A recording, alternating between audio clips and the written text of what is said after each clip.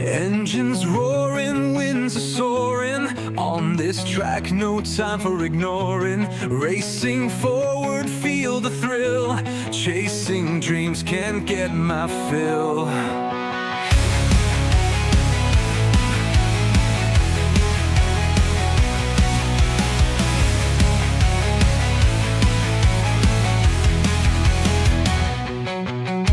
Minds in motion, hearts in sync.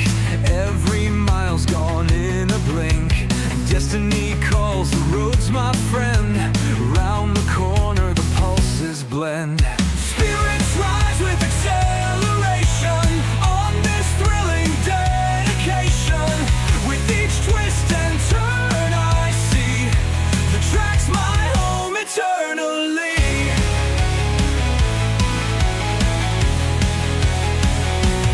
Chasing shadows, feeling alive.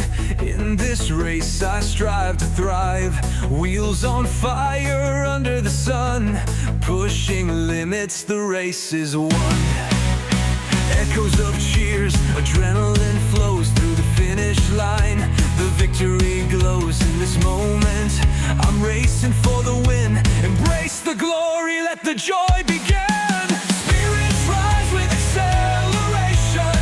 On this thrilling dedication. With each twist and turn I see the track's my home eternally.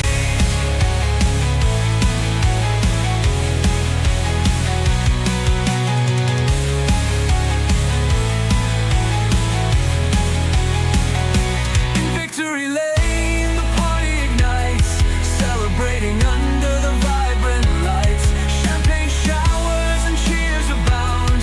In this sacred space my triumph's found. Faces beam with pride and glee. With every laugh and harmony. The race is over but the spirit remains. In victory lane where joy never wanes.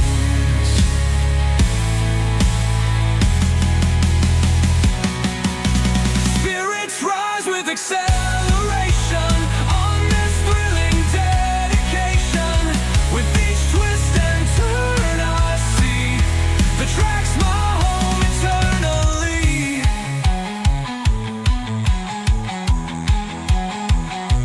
Engines quiet, yet hearts still race. Savor the moments in this cherished place. Memories etched with the speed of light. In victory lane, the stars shine bright. Through the quiet voices resonate. A testament to conquer fate. Though the race concludes, the spirit stays. In this hallowed ground, the night displays.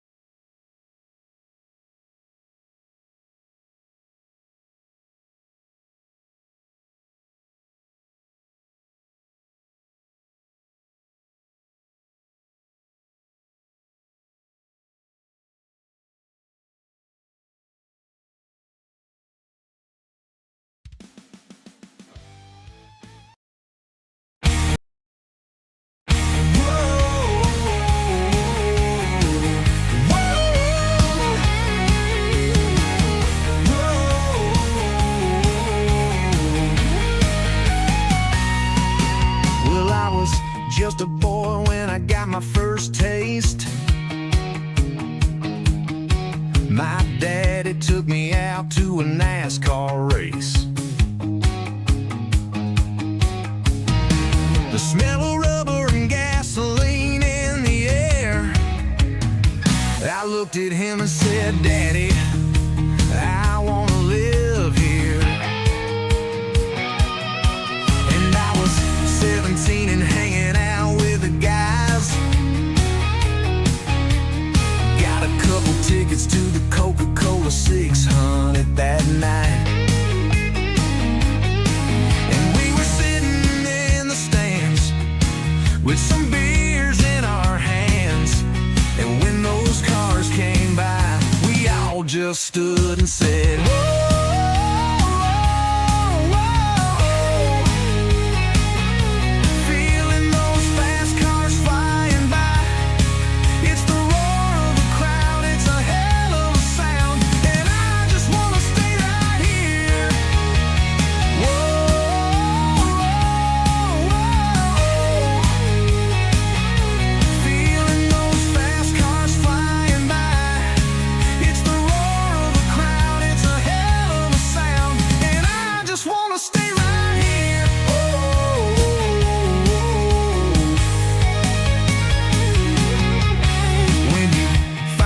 That's into NASCAR too. It's like winning the lottery and going to the moon. I got a girl that likes drinking beer and whiskey. She'll tell you to your face that her favorite car is a Chevy.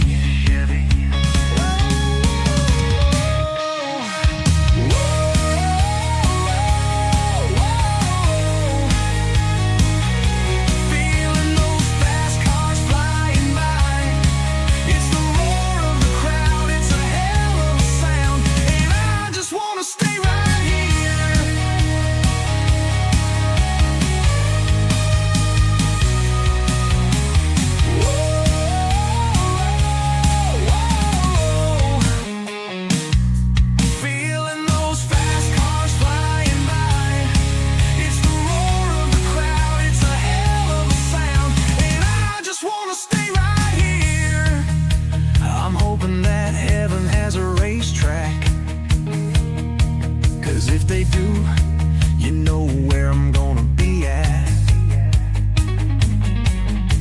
And if the man upstairs is listening right now, just crank it up, let me hear that sound. Whoa,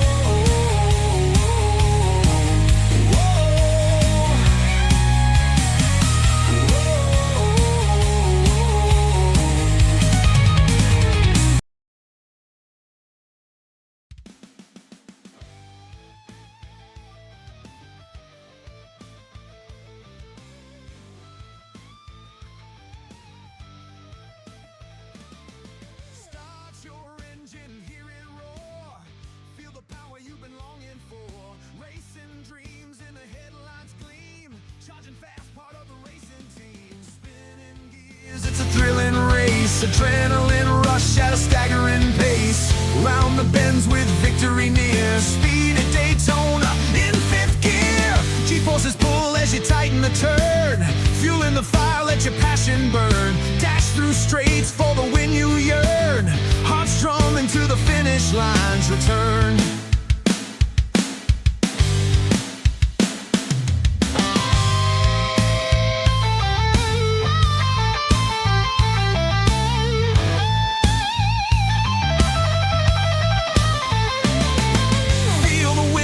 Cutting through the air, focused vision with a determined stare. Every second counts in this intense chase, pushing the limits to claim your place. Spinning gears, it's a thrilling race, adrenaline rush at a staggering pace. Round the bends with victory near, speed at Daytona in fifth gear. Leading the pack around the track, mirror drive and staying on the attack. Concentration sharp, never looking back. Front of the race, never losing the knack. Cross the line, the crowd's wild cheer. First place secured, you've conquered the fear. Fame on the horizon with the trophies gleam. Winning the 500, living the dream. Spinning gears, it's a thrilling race. Adrenaline rush at a staggering pace. Round the bends with victory near. Speed at Daytona in fifth gear.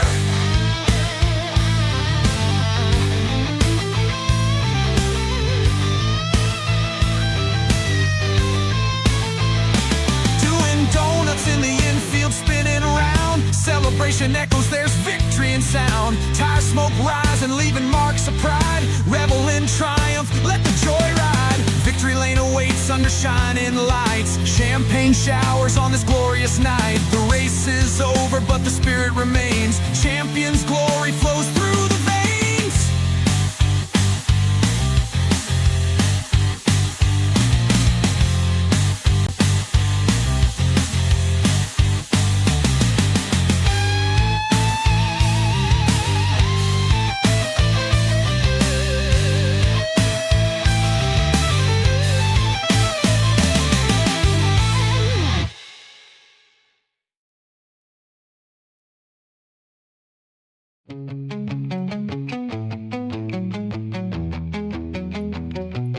Engines roaring.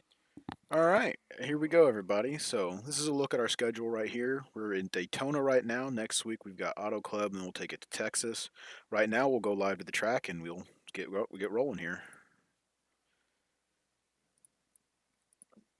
All right, so here we are. We are at Daytona, getting ready for the Sprocket 200. I am Basepuppy. Here with me tonight, we got Alex Tilley in the booth with me. Alex Tilley, how you doing? Not too bad, man. How about you? Ready for a second night in a row some Daytona racing? I'm excited for it. It should be some good racing. We've got a couple of people in the field here who were raced last night, and some of them had some really good runs. I know tonight we have Brandon Meyer, a last second edition of the Sprocket Series. He's going to try to sweep the weekend. He was our Daytona 250 winner last night in the Cup Series, so we'll see how he does. So far, we're just running through practice. We've got 7 minutes left there, and hopefully these guys are getting some time in, and they're going to be able to run here. So I'm excited for how this is going to go.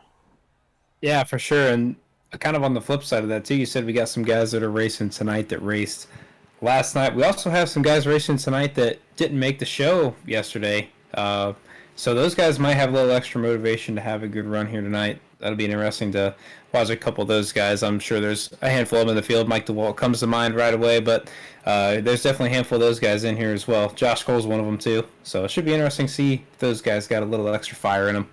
Yeah, this is I'd hate to say it, but almost consolation prize for those guys who missed out Yeah. in the duels. But luckily, we have this second series now that they can actually hop on track and still try to compete for some things. And I mean, it's Sprocket Series is a very short series. We only have 15 races total, 10 in the regular season, so it's going to be all very quick, very fast-paced stuff, and points will change like crazy, I bet. But here at Daytona is where you kind of make your mark and kind of set the standard for the season, hopefully, and figure out where you want to be. So we'll just see how these guys do. For sure. And we got a great turnout here, and it looks like we're going to have at around or maybe just past 30 by the time we get locked in. So, It's like we really good have turnout for the Sprocket Series. It's like we have 33 people bought in to the series. Looks like 27 are in the session already. They've got another 5 minutes before qualifying starts here, so we might grab a couple of stragglers. But yeah, I mean, I'm excited for it. Hopefully, it can go well. And then this, of course, being my streaming debut. Hopefully, I've got everything under control here. As wow, Connor's drifting off of pit road. That distracted me for a minute there. So hopefully, I have everything figured out on my end. And anyone watching, please tell me if the audio levels are buggy at any time, anything I need to adjust, and hopefully I can get that fixed. But I think we're all good right now, hopefully. Yeah, we got faith in you. I'm sure it's looking good, and we'll put on a good show on here for everybody tonight, and I'm sure the guys will put on a good show for us on the track. We had such good racing in the Sprocket Series last year. Like I just mentioned a few minutes ago, nice to see a really big turnout. Much bigger than what we had last year, so hopefully we can keep that high racing quality. I'm pretty confident these guys will keep it under control tonight, and of course, again, being Daytona, we'll never just know who we're going to see in victory lane tonight, so it should be pretty interesting. Yeah. So hopefully it's a good one here, and we've got just so much anticipation, especially going into last night after our duels, and just everyone was so amped to get into the actual 250 last night. It's exciting that Gears is actually back up and running, and everybody's ready to get on track, and everyone's hyped up and excited to get in it. So I'm glad that this second series is here to allow just more of that and some more amped up energy in the league. So that's just good to see overall. Yeah, it's at least for me, man. I've raced in a handful of leagues, but Gears has a little bit of an extra vibe to it that I like. Like I mean, we're rolling around last night, pacing for the Daytona 250, and yeah, I really feel like I'm a person who doesn't get worked up over much, but I was kind of feeling the nerves. It's just felt like a big event, and that's really what I love about Gears, and I think that carries right over in here to the Sprocket Series, even though it is like a minor league series for lack of a better term. It still feels like these guys are going to bring the heat, and that this is a big deal. So I'm really excited to get this thing back going. It was such a success last year, and I think that's only going to carry into this season. Yeah, and that's for me, like as just a founding member of Gears and someone who's been here the whole time we've been here, and just from I came over from where we raced originally, so it's very cool to see that we've been able to grow and actually gain a lot of very dedicated drivers and very determined drivers, and we also gained that competitiveness that everybody can actually get in here and race and compete. And we have really good racing and really competitive racing where we're getting side by side battles and absolute just shows going on. So hopefully we can get more of that here in the Sprocket Series, because I know our Cup Series has a lot of heavy hitters in it where guys go out and win everywhere else and they come here and they have to compete against each other and try to duel each other out. So hopefully here we can get some of that. Yeah, and you know, I don't mean this as a slight to anybody in the Sprocket Series, but kind of as you said, you know, there's a lot of heavy hitters in the Cup Series. I know there's a lot of people that are better than myself even, but like you kind of hinted at, this series, the Sprocket Series, really just kind of gives others a chance to really compete, race up front, make a a Gears name for themselves. Just even though he won the Daytona, Daytona 250, and he won a race last year too. Guys like Brandon Meyer won the championship last year. Good driver. Sometimes has some bad luck in the Cup Series. Can come in here in the Sprocket Series and race up front. And like you said, this a lot of those guys. It gives everybody another platform to kind of showcase their skills and to run up front to win races. And I really love that about this series.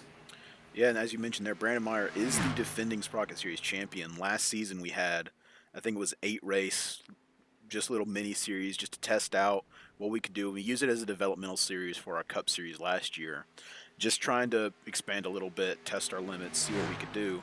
Brandon Meyer went out there and he showed up every single race and battled, and he managed to walk away as a champion of our little mini series there. So I'm actually excited to see, with him already getting a win in the 250 last night in the Cup Series, if he can come back, sweep the weekend, absolutely just dominate this Sprocket Series and show that he deserves to be the defending champion. And I want to see who's actually willing to really give it to him and see if anybody can take it from him, because he's a really good contender going in. Yeah, I think that'll be interesting to watch, and he's really good at this type of racing. I know, especially I feel like especially in iRacing, there really is a lot of luck going on here at like Daytona, Talladega, and other drafting tracks. But there is definitely an element of skill that happens here, and I think that it just seems like to me. I've raced with Brandon a lot. I know you've watched him a lot as well. He raced in Gears all last season. It just seems like every time we come to a track like this, he finds his way near the front. That proved to be true last night, and we'll obviously be keeping an eye on tonight. If there was a favorite in this race, I would say that he is definitely among the top favorites. Yeah. So I say we should stop bragging on him a little bit. Is there any other drivers in this field tonight that you think should do well, you hope to do well? Anybody you want to try to pick to maybe win this, get a top 5, battle for it? What do you think? Well, I think that we have to look at the guy that. Just a reminder that This is the only series he races in. He broadcasts our race on Monday. Tom Torrey won this race last year, and I think that he'll definitely be a threat against tonight. We'll have to see. Seems like again, the races that I've watched him do at these kind of tracks, it seems like that he kind of finds his way up near the front at the end of these things. I am actually, even though I just piped him up a little bit, I actually am going to transition my pick. I think I'm going to go with Josh Cole tonight. He missed the Daytona 250. I know that was a little bit hard on him. He's another one that I've raced with a lot that I just know has some kind of a strange knack for finding his way in the right spot at the right time at these tracks. I'm looking for him tonight. I'm going to go ahead and pick Josh Cole to win it tonight. How about you? I have to look at people like Mike DeWalt, who missed out. He got absolutely destroyed in the duels. It ruined his car. He didn't get a chance to race in the 250. He's a really good driver, really fast, really competitive. But so far in our Gears iRacing, at least last season, a win eluded him. And this year he's hoping to change that. I wonder if tonight can be the night. I got to look at guys like Jonathan Militia. He's a really aggressive plate racer. He's always willing to make the moves. He's always really willing to go out there and try to get it. And so I wonder if he can actually get it done tonight. He didn't do too well last night. I'm hoping I'm hoping he can do better, and I'm wondering how well he can actually do in the Xfinity car compared to the Cup car. He's aggressive at plate races. He knows what he's doing, and he's always willing to make the moves. So I'm going to see if that translates into Xfinity. But right now we're rolling into qualifying. We got the 77. I'll get some driver info up here. So we've got Robert Riskello Jr. here. Let's see if he can set down a good qualifying lap, and we'll get these laps coming in and see who grabs the pole tonight for the Sprocket 200. Yeah, I think this will obviously, I think the qualifying at these tracks, even though it's just holding the gas down and keeping the car low, there's more to it than that. There's little tricks and little things that you can do in the corner and little things that you can do before your lap even starts that can help improve your lap time. So even though qualifying here just seems like it's mashing the gas and turning the wheel a little bit. There's a lot more to it, so it'd be interesting to see what kind of times these guys put up here. Yeah, I mean, there's definitely some strategy to it. I think the biggest thing is you got to get off of pit road well. You got to grab as much speed as you can around that apron so your run down the backstretch is as good as you can get it. A lot of people will tend to use their first lap as their lap, so they'll run high for their warm up and shoot low and just drag that yellow line all the way around, try to get their best time. The other strategy is you get 2 laps here, so you take your first lap and you just run the high side the entire way and Mm-hmm. try to build up your run, build as much speed as you can, and you turn your second lap into your competitive lap, and you try to just wrap that line, and you can cut onto the apron on the front stretch through the tri-oval and try to gain that little bit of time. Some people do it, some people don't, and it has its pros and cons, and there you can definitely tell who's used to racing at plate tracks and who knows where the speed is, and who are mashing the gas and hoping for the best. Unfortunately, Yeah, that's just the way you have to put it. But we see some times going up. That's everyone's first lap. They should be getting better here. So yeah, we'll see what happens here. Robert's yeah, coming to his checkered flag, I believe, and yep, there he goes. You see him cut the apron there. I'm looking at my pick right now, Josh Cole. He was on top after everyone's first lap. He's cutting the apron, taking the flag right now for lap number 2. Looks like he jumps up to P4. Looks like Militia's on the pole right now. 50.40 provisional pole so far. Right now we're riding on board with Joseph Enright. So let's see what he can do here. You see, he can get a little bit closer to that line. He's running about a quarter lane up. He's fighting. There you go. He's down to the line. He's trying to wrap that. And the key out of 4 is you want to try to stay as close to that line as possible out of 4 to get your run to the tri-oval. And Mike DeWalt with a 50.40 matches Militia, takes a provisional pole. That's its 1, 2, 3 Road Soda, if I'm not mistaken. Enright drops into 8th place, and that is Road Soda Motorsport 1, 2, 3 right there. So let's see who else we can grab. Looks like Brandon Meyer. Never mind, he's not out. Oh, wait, I think he is out. The guy we've been talking about a little bit. Looks like he's running his second lap right now. See if he jumps up the board. Find him. I think Ryan Robertson just concluded his run, P8. Same with Enright. Just looking through guys that are on track. A lot of guys finishing up here. Yep. Seems like everybody's pretty much done with their laps. Let's see where Valentine slots in here. Yeah, Meyer's coming off 4 on lap number 2 right now, so we'll see if he's got anything jumping up the board. I think he's one of the contenders we got left here possibly to jump off the pole. Looks like Kendorian Davis actually went to the top of the pole. Wow, a 50.35, and Meyer right behind him with a 50.36. Those were some monster laps from those two. Yeah, that's a pretty significant gap here on a super speedway in qualifying like that. 4/100ths of a second. I mean, that's not too shabby. Looks like it looks like about 4/1000ths apart between those two. So it looks like Kendorian Davis might steal the pole here. Yeah, he might get it. We'll see where Steven Jr. slots in here. Oh, I think that's the end of qualifying. Yep. Yeah, I was about to say, I think I lost him right before this.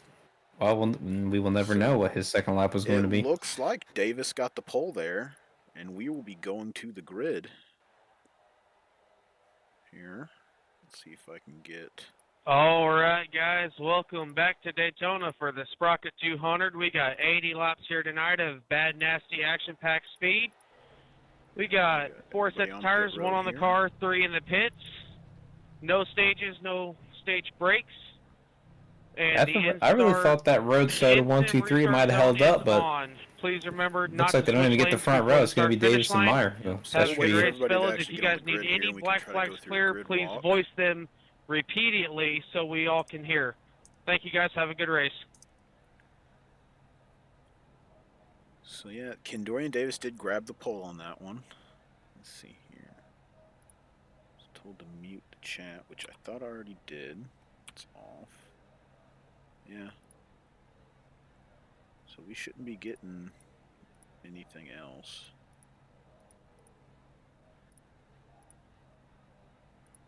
I have to navigate on my menus now. There we go. Alright. So, our front row is still yet to grid, it seems. Yeah, they're not doing you much favors with that, are they? But behind them, we got Mike DeWalt, Jonathan Militia, someone else who's yet to grid, Connor Rowe, Josh Cole, Robert Ruscello, Nicholas Van Hemert, Ryan Robertson, Joseph Enright, Ryan Sizemore, Justin Potts, Nate Pollard, David Valentine, Alex Snyder, Terry Fennell, Jimmy Inslee, Aiden Lunn, Devin Lucan, Christian Antonio, Jay Monin, Merrick Watchhorn, Tom Torrey, our Gears Cup Series broadcaster, Andrew Allen, Avery McCart, and then rounding out the field, we got Steven Jr. and Matthew Moglia.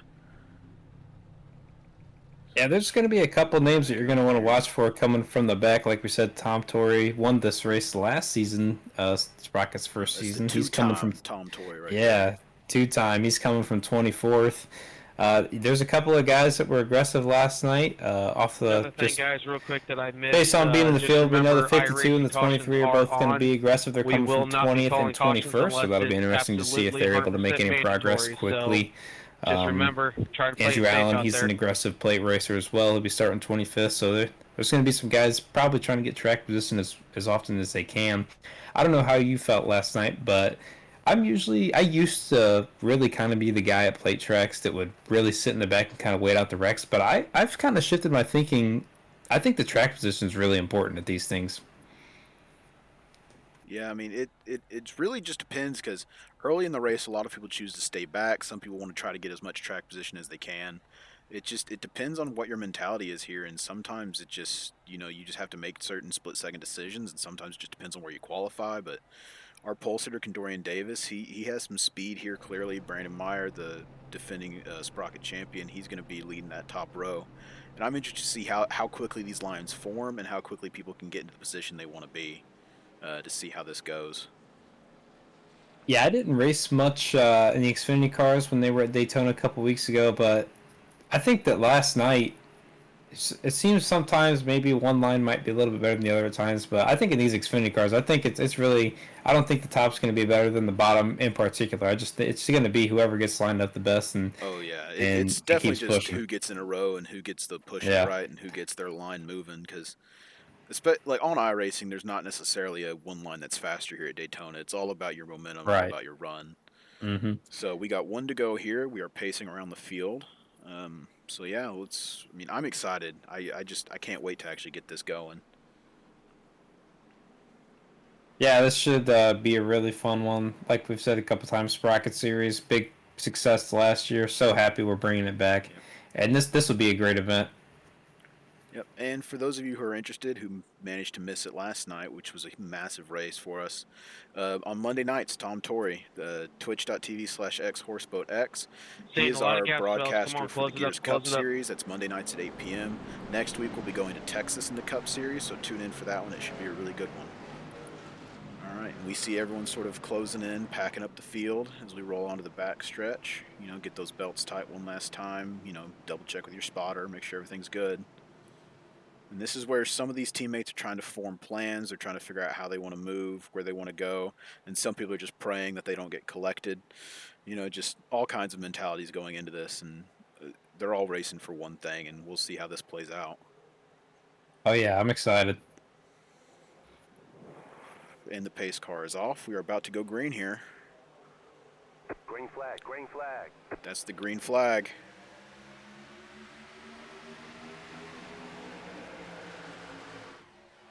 Condorian Davis got a really good start there. Brandon Myers a bit slower on the outside. Condorian's got a really good push from Mike DeWalt right behind him there. Yeah, a little bit of a gap back to third. Looks like it's actually closing up right now. Looks like the bottom might be the place to be on this restart. A lot of the guys from the top have already bailed down to the bottom, so we'll see if the top side is able to come back at all. Almost had a guy jump up there. Switch, yep, and he's going to get stuck in the middle, looks like. He might shift back in. Brandon Meyer has Jonathan Militia as the push behind him with Connor Rowe behind him. So they should be able to get that outside line moving, but right now the inside is holding steady. Condorian with a pretty good lead here. Yeah, interesting to note the 20 and 18 are teammates, so we'll see if they're able to get clear, if they try to make a move and get the lead. We'll see how important that is to them this early on. Yeah, and the 69 on the top row is also their teammate, so we'll see if he wants to open up a spot for them. It doesn't look like it right now. And that outside line is making some headway here. They're starting to catch. Looks like everyone's really stacked up throughout the field here. We are formed up and racing. And I'm interested to see how aggressive people get early, because I know last night in the Cup race, it was chaos from about lap 3 on, and people just shifting constantly, choosing their lines, making moves. And it seems like so far it's a little subdued in lap 2 here, but it should get crazy here soon. Yeah, it was quite crazy last night. Yeah, I mean, for the most part, yeah, I know obviously a couple of wrecks are having a wrecks at Daytona is just something that's going to happen. But I thought even though there was a lot of aggressive moves made, yeah, I thought we kept it pretty clean last night. So I envision that we'll keep the same thing going here tonight. A lot of the same drivers in the field. I think we'll have a pretty good one here. Looks like the outside line might be getting a little bit of an advantage at the moment. They're not broken up further back, but they are staying right there. Automont's making some runs on the back stretch here. That's two guys we've talked about a lot so far on the broadcast. Brandon Meyer, he led a lot of packs last night, obviously led them all to the flag. And then you mentioned how good of a pusher Jonathan Militia is and how aggressive he can be. And those are the two guys, 1-2 linked up on the outside right now. And we know that Connor Rowe, third place on the outside, he can be aggressive in his own right as well. So we'll see if they can get a push up here. Yeah, and it's still just they're staying nice and calm and collected, which I think for them it's probably a good thing for them so far that no one's already making these crazy moves. Maybe a lot of these guys got through all their craziness last night, but I mean, we are just side by side racing right now, seeing who can try to form up, and it might even just be a hey, we need to save gas, try to make our certain strategies and just see what happens here. And that's what a lot of plate racing is, just biding your time, sitting in line and waiting. And it seems like that's what everyone's doing so far. Yeah, it's biding your time, waiting, and praying that when the wreck happens, you're able to get through it, or it's just not near you. And that's a big part about this as well. Yeah. It's just absolutely excited to finally be back on track again. And 69 makes it to the inside. He is now behind his two teammates. So we've got Road Soda Motorsports 3 back behind Dorian Davis. So we'll see if they can get that inside line absolutely running here. Yeah, I've got a feeling if they can get clear of Meyer, all three of them, I got a feeling they might make a move to that outside altogether. We'll have to see. Looks like Mike DeWalt maybe was speaking up a little bit. Might just be trying to get a little air, but looks like everybody's staying in line for the moment. Like if they start getting some hard pushes, they can definitely clear that outside line. It seems to be falling back just a little bit. And just as you say, it looks like they're getting pretty big push down the backstretch. They got a crazy run out of nowhere. Connor Rowan really made that happen from second place back there, giving Brandon Meyer a shove. And that's the thing is, like, at these plate tracks, especially with these new packages that all these cars have been updated with, side drafting just absolutely stalls these cars. So you have to be really careful with that. And if you want to try to get a dedicated run, you've got to get off that the line either outside or inside of you. And it looks like the outside line is doing real good at sticking close in the corners and just getting that side draft and holding them back. And obviously we're working with two different cars here, so we'll see if it has the same impact. I don't know if you noticed when we were racing the Cup cars last night, but if you got in that side draft and people in front of you, like even at the lead at the head of the pack were single file, they could actually get a little bit of a gap, especially if you were 3 wide. It was pretty crazy. That's not something that I feel like I've seen too much racing on, these plate tracks. They might get a little bit of a gap, but there was a couple instances where, I mean, you had a number of car lengths that you were able to pull away if you're racing side by side. So we'll see if that happens here in these cars. Like I remember specifically in Duel 2, I was racing and I watched Road Soda Motorsports pull out a 3-car lead because people behind them were just too busy racing side by side and not willing to actually go catch them. So they managed to just get out there and run for a few laps. And you mean that's the absolute goal is once you get a team, you get your teammates all lined up. If you can just absolutely run. Oh my gosh, we got a dude pushing 3 wide right now. We've got I was going to say, something to watch. Merrick Watchhorn has gone probably about plus 6 or 10 here just in this last lap. He has pushed all the way to the front of the field up the middle. And there's a couple guys trying to go with him. We now have 3 lines here at the front pack. We are racing 3 wide here at Daytona. Looks like everybody's minding their business so far. It's keeping it 3 wide. Everyone's keeping it pretty clean, giving each other a lot of room. I know it's hard to do in your 3, but yeah, Merrick, I mean, I'm interested to see how many positions he just gained in that lap. So we can look at our top 10 right here. We've got Brandon Meyer, who led that lap, Dorian Davis, Merrick Watchhorn, Mike DeWalt, Nate Pollard, Kyle Munson, Robert Risquella Jr., Connor Rowe, Jonathan Militia, Jimmy Inslee. That's your top 10 currently. And there's been some movement. You see Nate Pollard, who's up 9, Merrick Watchhorn up 19 positions right now. That is an insane start. So That is it's good crazy. to see him up there. He definitely made some moves to make that happen. That last lap alone, on lap 7, he went from 11th to 3rd in the one lap. And he is now now he's second in the outside line. That is impressive racing right there. You gotta applaud that one. Yeah, he really just kind of made his own line in the middle there. Got some help, and they went straight to the front. So that's something that these other guys are going to notice, and kind of put in their back pocket for later on in this race. So yeah, that was a heck of a run. Hats off for that one. Sometimes And you now gotta just take those runs, get aggressive, run to the middle, and that's a lot of people are afraid to do it. But once you commit, you gotta just make it happen. And it's some of these you gotta have just willpower to just absolutely make stuff happen here at Daytona, because otherwise you're just gonna sit in line. I agree, and like I said a few minutes ago, I kind of used to be that lay in the back and just kind of wait guy. But I really think if you're actually going to get up there and compete for the win, you might end up in the front based on if you lay back and some people wreck. But I always feel like the guy who wins the race overall is usually one of the guys that's up front, trying to be aggressive, staying up front, and we're seeing a handful of those guys that we thought we would see up in the front still sitting up in the front right now. Yeah, definitely. And if you can qualify in like the top 5, top 10 even, and you're able to start up there and try to control these lanes and stay with your leaders, you have a lot better chance at usually surviving the early cautions, which we've managed to make it now 10 laps without a caution here, and everyone's driving pretty careful. They're making sure they can actually save the vehicle here, which is encouraging to see based off of some of the stuff we saw last night. So yeah, it's very interesting to see the people who start in the back, what moves they can make, or if they just want to actually hang out and try to wait for some carnage to try to use those cautions to their advantage and try to make up the track position that way. Right now, we've still got Road Soda Motorsports 2nd, 3rd, and 4th in that bottom line, still pushing Condorian Davis. Brandon Meyer still leading the outside line with Merrick Watchhorn behind him. Connor Rowe's been switching back and forth, trying to find the runs. I mean, this is just pure Daytona racing right here. Yeah, I was wondering if... we got a spin coming into turn 1 here. Looks like that is Christian Antonio, the number 23 single car spin. So we're going to keep it green. It's unfortunate for him. He's going to lose the draft off of that. But I hate to say it, and I hate to be that guy, but based off of how he raced last night, it might be part of his own fault that he ended up getting spun, because he was making some moves last night that some would call dangerous and some would call boneheaded, but we'll see what happens here tonight. Yeah, I know, we've all made our fair share of moves, but I will agree it was there's a lot of folks not super happy with him after last night, so he's not out of it though. It would be really shocking if this goes fully green, so he's just kind of got to keep it on the track. Looks like Tom Torrey may have lost the draft in that as well, along with Terry Fennell. Though it looks like Ryan Robertson Brandon Meyer makes a move to the inside line. He's now leading Condorian Davis here. Lately, it's Merrick Watchhorn leading the outside line. Yeah, we'll see if Merrick's able to push all the way to the front now. Yeah. And Merrick Watchhorn is also a member of Road Soda Motorsports, so he has his 3 teammates right there on the inside line. So we'll see if they want to actually do anything about that. And looks like the outside line's getting a bit of a run through here. I believe that's Nate Pollard pushing Merrick Watchhorn. Looks like they are trying to get to the point right now. Robert Roskello in 3rd in that outside lane trying to push. Well, looks like they got the advantage right now. Looks like Merrick's dropping Merrick the bottom. drops the inside line.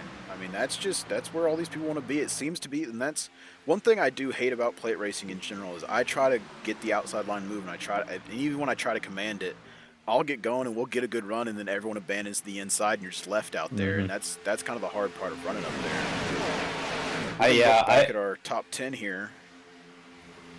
So we've got.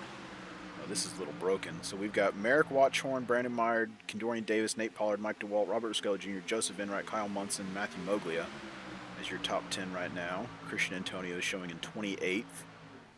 That's unfortunate for him. Yeah, looks like he may have not sure if he. Oh, never mind. I was about to say I thought he left the scene, but for some reason he just wasn't showing up on mine, so disregard. So We're still just side by side. Yeah, like I mentioned, one thing, a couple guys lost the draft based on that. So it looks like there's a couple of guys linked up about 6 seconds behind the lead pack. Robertson, Torrey, and looks like Terry Fennell might be in there with them. So we'll see if they're able to make up any ground and get back to the front. Yep. Looks like Josh Cole might be slipping out of the draft as well. We've got, looks like Jack Stanley. No, yeah, 31 car. Who is that? So we've got some drivers trying to make third lane work. People got pushed around. Looks like Joseph Enright is stuck on the outside right now. We've got Yeah, we'll see if Brandon Meyer moved up to the outside lane. He's now leading that one. So we have all of Roadside Motorsport in the bottom lane with Condorian Davis stuck in between them. But it doesn't look like they're getting too aggressive on these pushes. Brandon Meyer takes command of the bottom line again. Yeah, So, and we were hyping him up before the race, but we're seeing it. Like Brandon just took the lead, got to the inside, and some guys jumped him and cleared him, and then moved to the inside. And 2 laps later, has moved himself back to the outside and moved himself back to the front of the field. He just always seems like he has a knack for getting up front at these things. I mean, some people, just like old Dale used to say, some people can just see the air and make the right moves. I believe he may be one of those guys. I mean, he's definitely showing some skill right now, and that inside line seems to be working. Nate Pollard leading the outside line. They're still hanging in there. We're still racing side by side. We'll see if that top line's able to gain that momentum back. A lot of the guys that we know are aggressive pushers and are kind of the heavy hitters were the guys that were leading that. A lot of those guys now sitting on the bottom of the track, so we'll see if these guys are kind of able to gather it up and make a push. I mean, it's just interesting to see, and the factor with Daytona is just you never know when chaos will erupt. Because it can come from a bad push, a checkup, just someone making a boneheaded move, but it can go from absolute just, you're just racing, having fun, chilling in your line like we're doing now, or just everyone's keeping it straight, running side by side, to just absolute chaos. You're swerving all over the place, trying to avoid cars careening across the track. People are going airborne. I mean, that's part of the fun of Daytona and part of the fear of actually driving it is you never know when it's going to actually pop off. But right now, everyone's keeping it real calm. It quite literally can go from 0 to 100 in half a second. Just depends on what's going on. Looks like Meyer's moving up. That's an interesting move there. Merrick Washburn is probably going to go to the point here. And there's just a lot of movement up front. We're just jumping back and forth with those leaders. Condorian Davis somehow just is always the second car on the inside, I feel like. He's still hanging out there, the pole sitter tonight. And frankly, like if I'm in his shoes, I have no problems being second in line. I'm still up there at the front. I got the pole. I still know I have a fast car under me. I'm just going to ride along, just try to stay out of trouble and just see what happens here, because as soon as someone makes a move out from in front of him, he has a chance to take some runs and lead some laps. So he's sitting in a catbird seat right now, just chilling. I'm curious about this. Are you a lead, want to be in the lead on the last lap guy, or are you want to be second place in the last lap guy? On the last lap, I'd rather be leading, and especially with the new packages that these cars have, it's so hard to build runs, and it's a lot harder to catch and get in draft. I would much rather lead and try to mirror drive and throw some good blocks, and and if I have to, just get side by side and rough them up to the line if I have to, rather than be second and try to catch that draft, try to make a move, avoid their blocking. There's just a lot more work in being second. There's some advantages, but to me, there's just a lot more work in it compared to I'm leading. I can try to just keep my bumper in front of his nose and just see where they go. Yeah, I definitely agree with you there. I'm the same way. I want to be in the front. I like kind of like you said. There's just I feel like you're in more control when you're in the front. Definitely. And that's what you want to have at these kind of races. Heavy pushing on the outside. They might be able to get cleared here. That thing rolling. It looks like we've got a lap car coming up too, so we'll see if these guys are able to navigate. So they will catch him here in a couple of laps. We'll see if anybody gets mixed up from that. Do we know what the fuel window is? That was the one thing I forgot to check before the race. Honestly, I do not know. That'll be interesting to find out here, because at the rate we're going, we'll probably find some green flag pit stops here, and we are coming up on our lapper. Let's see if he pulls off or just stays low here. Looks like he's just going to stay low. Oh, we got a caution on the track. Caution. Let's see if we can find that. It's in the back somewhere. So everyone's going to slow up. I believe it might involve...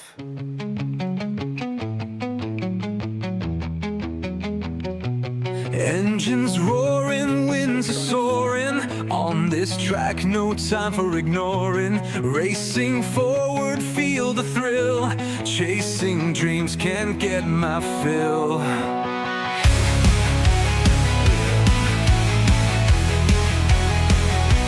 Just drove up the track straight into the door of Nicholas Van Hammer. Let's back that up a little bit more here. Pretty big incident there. Let's see if I can get a good angle of this. Here we go. So yeah, that's just 28 out of nowhere. Gets loose, goes up high, smacks the 33, and just causes a little bit of a wreck back there. That is interesting.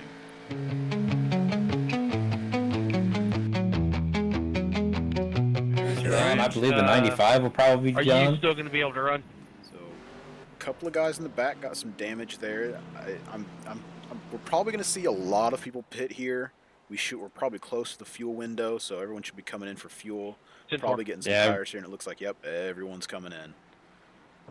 And then there's going to be some guys really wanting to fix some damage here. So it took us 20 laps to get to our first caution. I'd say that's pretty good. Pretty solid. That's a quarter of the race here tonight. It's like compared to last night where it took us only 3 laps. Yeah. So everyone should be pretty proud of this one. Looks like everyone's real clean into their boxes.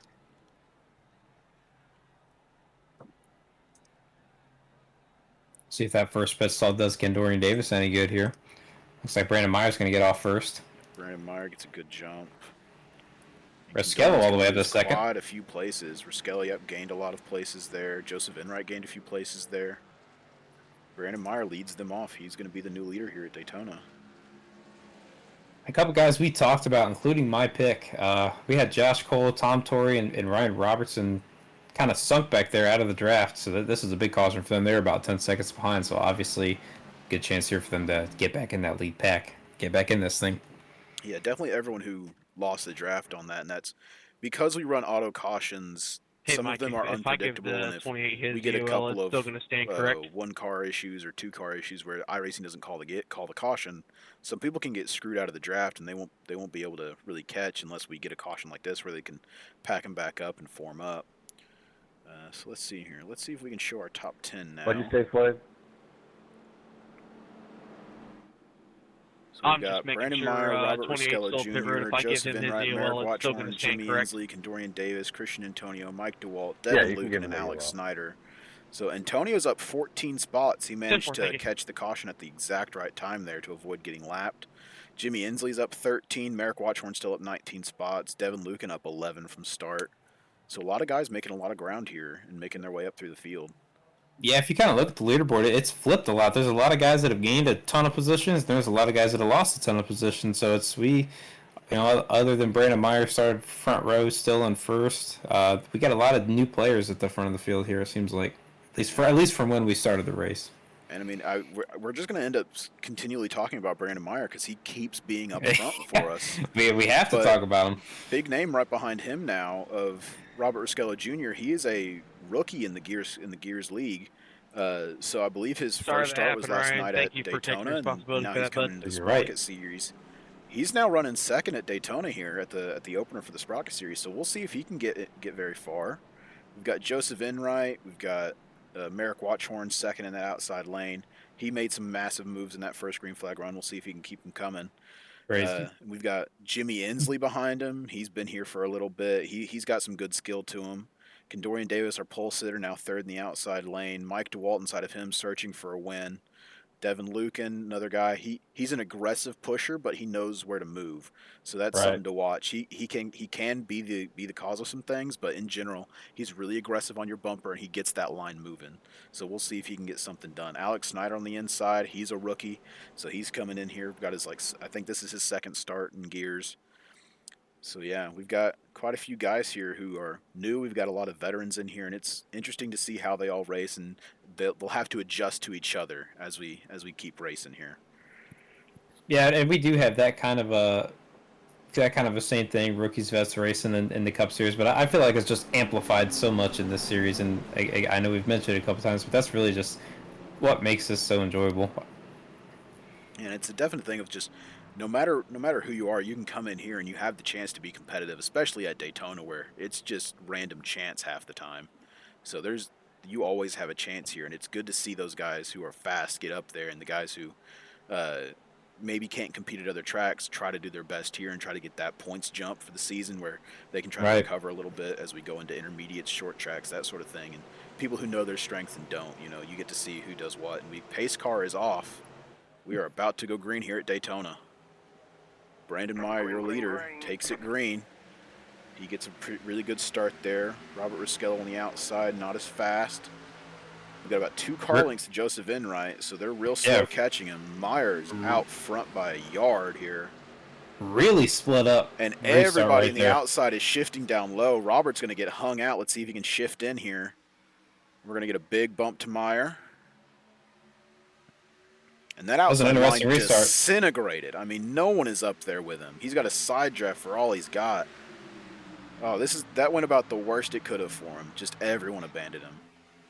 Yeah, and there was about 3 or 4 car lengths, it seemed like, between everyone on the inside, and it really just gave everyone an opportunity to get down if they wanted to. And as we saw, most of those guys took that opportunity. But at the same time, this is a good opportunity for guys that were in the back to maybe try to get up on that outside and see if they can make a run right here. That's, I think, part of the beauty of we allow the leader to restart within the restart zone. We don't depend on the green flag to wave for them. So that leader can go at any point in the box, and that it can make these decisions right here where he gets 3 car lengths up, and that inside line gets shaken up enough that the entire outside line just dives in and tries to get as much space as they can. And so we've already got some fast racing here. A lot of guys making up positions. Robert Riskello down. The outside line's about 6 car lengths back on the inside line. I think we'll see if we'll see. We talked a little bit about Militia also before the race about how he's aggressive. He's now second that outside line, so we'll see if he can help Robert Riskello get up to the front of this field. Nate Pollard and Connor Rowe behind them as well. But yeah, a lot of guys content with being on the inside right now at this point in the race. I mean, yeah, we're still early enough in the race that it is just a lot of just run your laps, try to survive, and so not a lot of people are willing to make those super aggressive moves. But see that outside line starting to fight back. Militia getting some good pushes in there, and I'm hoping to see him a bit more aggressive like he usually is. When he was on the inside, he was just sort of chilling. And Joseph Enright moves the outside. Brandon Myers left alone down here. Merrick Watchorn's got to get to him. And we got these Enright will clear for the lead. Joseph Enright taking the lead. Robert Riskello now almost clear. Inside line's fighting back. Enright back to the inside. He's going to choose to block that fast lane as they come out of turn 4 here. And Meyer makes an aggressive move. And that's the beauty, is like when you are the leader, you can choose what lanes to block, where to make moves. And Meyer got stuck on the outside there. He's going to fall back quite a few positions. We'll see if he can make his way back up here. I'm going to guess that he's going to be able to. Based on what we've seen so far, he probably will be. Just he's shown speed and he's shown a lot of skill in his backs. So he's going to fold into that outside lane, and he's going to move down to the inside lane, catch some draft. Right now we've got Joseph Enright and Robert Riskello. Yeah, and again, the beauty of Daytona. Joseph Enright, Robert Riskello. Now we got 2 new faces leading these 2 lines, and they're doing a good job so far. We'll see which line's able to prevail here. And this is just part of it, just side by side, take your runs, and we can already see that this main pack is getting some shifting in the back. People are trying to find where the runs are. And if you're up front here, it's just put your foot in it and hope, because you're just trying to get up there, and you're depending on everybody behind you to stay on you and keep pushing and try to get some track behind you. Right, and I'm happy to see this right now. I was really curious once that restart happened and this bottom really formed, and a lot of people were single file. I was wondering if a lot of the guys would just kind of ride and go through the motions for a few laps, but these guys are up on it, man. They're out here to try to get that track position and get back in the front, and they got that outside lane back together really quick. Oh yeah, they got this formed up, and that's side-by-side racing at Daytona is just part of it. No matter what, you're going to always be able to try to shoot to a different lane, and there's usually going to be people willing to come with you. So you can never count out anybody in any of these lines. You always just have to watch them, because they can go from 0 to 100 and get up there. Sure. As we go into the corner here, I think it's a good time. We'll go to a loose and loud, and let's hear these engines roar here. So let's setting this up. All right.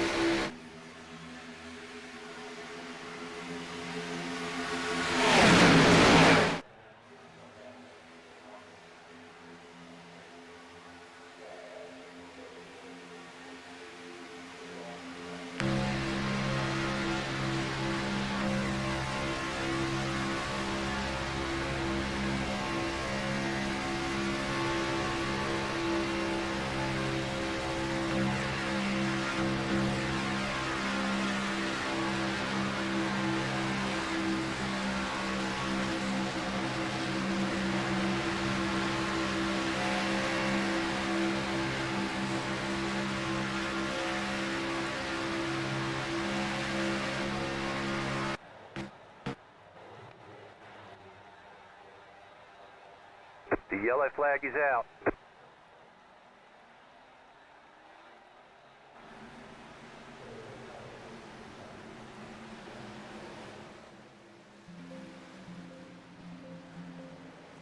Anybody want to take All right, we're back live. blame for that? All right, we got a caution here. Yeah, looks like trying to see what started this one here. Everyone's slowing up. Pace car's at 2. Pace car at 2. Let's go try Looks like-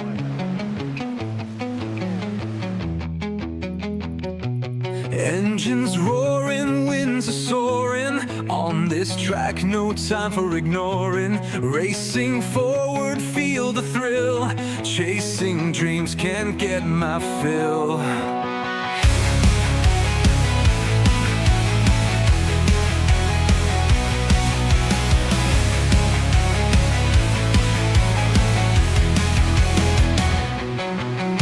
Minds in motion, hearts in sync. Every mile's gone in a blink. Destiny calls, the road's my friend.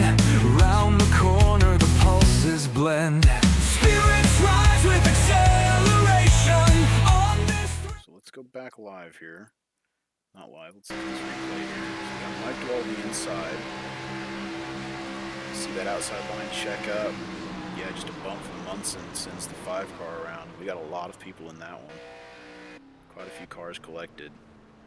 That is unfortunate for them. Just a bad bump with the checkup there. We'll see how many of them get back rolling properly. Yeah, I don't see if there's much damage there. Nobody really hit the wall. They all just kind of bounced off each other. So there, we might not have too much carnage there, but we'll kind of see how it works out for everybody. Yeah. A lot of people pitting, fixing damage, taking Good work, gas Kyle. and Thank you. tires where they can. We've got a couple of wave rounds, lucky dogs.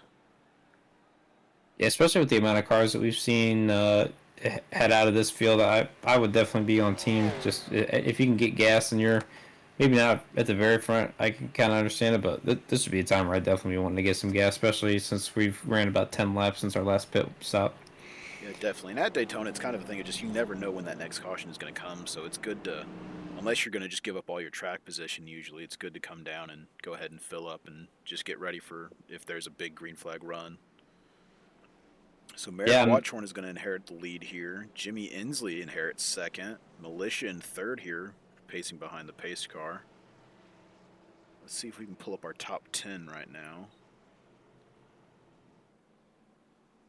So right now we got Merrick Watchhorn, who is up 22 spots from the start, and he is now leading this race. Jimmy Inslee is up 16, Militia.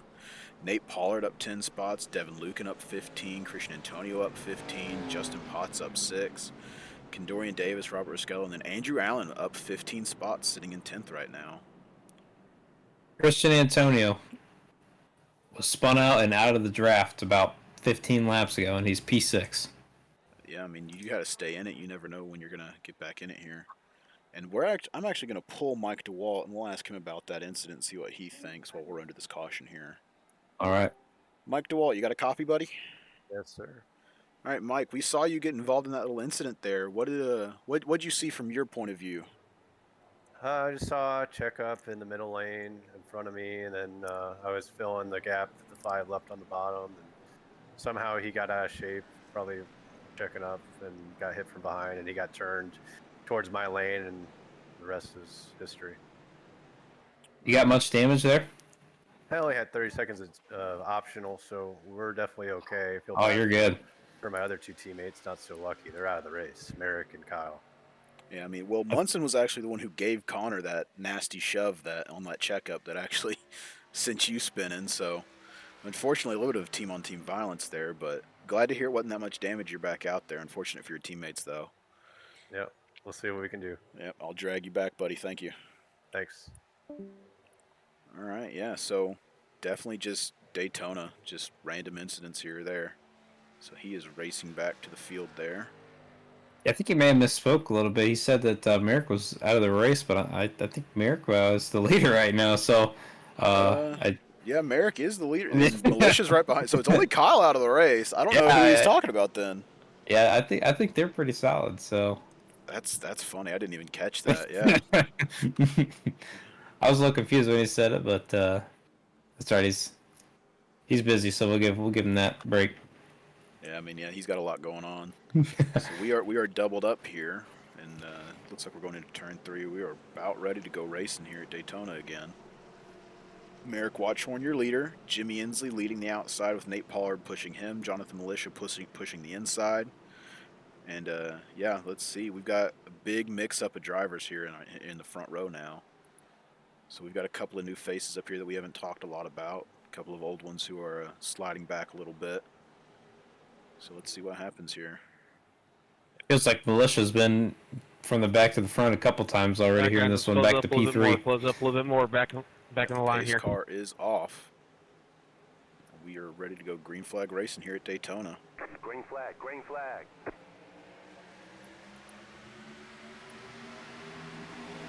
Much better restart from everyone this time. Yeah, definitely more even of a restart. Everyone's sort of packed up together here. And yeah, Christian Antonio, who lost the draft, was about to get lapped when our first caution came out, and now sitting third in the high lane. I mean, that's just how crazy Daytona can be. You can go from just about the worst spot you can be in to up here in the middle of the front pack. See some guys scattered out back, trying to stay up with the draft here. These lines are nice and formed up. They're just rolling. Yeah, we were talking about guys that get to kind of showcase a little bit more in Sprocket than they do in the Cup Series. One of those guys is the guy that just pushed to the front. That's Jimmy Inslee. You know, I know if you watch the Cup Series, he's not running up front super often, but he was a force last year in the Sprocket Series. There was a couple of races he was up front near the end. I thought he had a chance to win it, and he's right back in the front here, first race of 2025 Sprocket. So we'll see if he's got a pretty commanding lead here. Yeah, that bottom lane's working good right now. We'll see. Yeah. Christian Antonio's leading the top after he had that little spin earlier, so we'll see if those guys can push back to the front. Our pole sitter, Kendorian Davis, behind him. Jimmy Inslee from Yanceyville, North Carolina, out here leading at Daytona in the Sprocket Series. Nate Pollard behind him, giving him a lot of good pushes, keeping him out there. Christian Antonio leading that second high there. They are making their push back.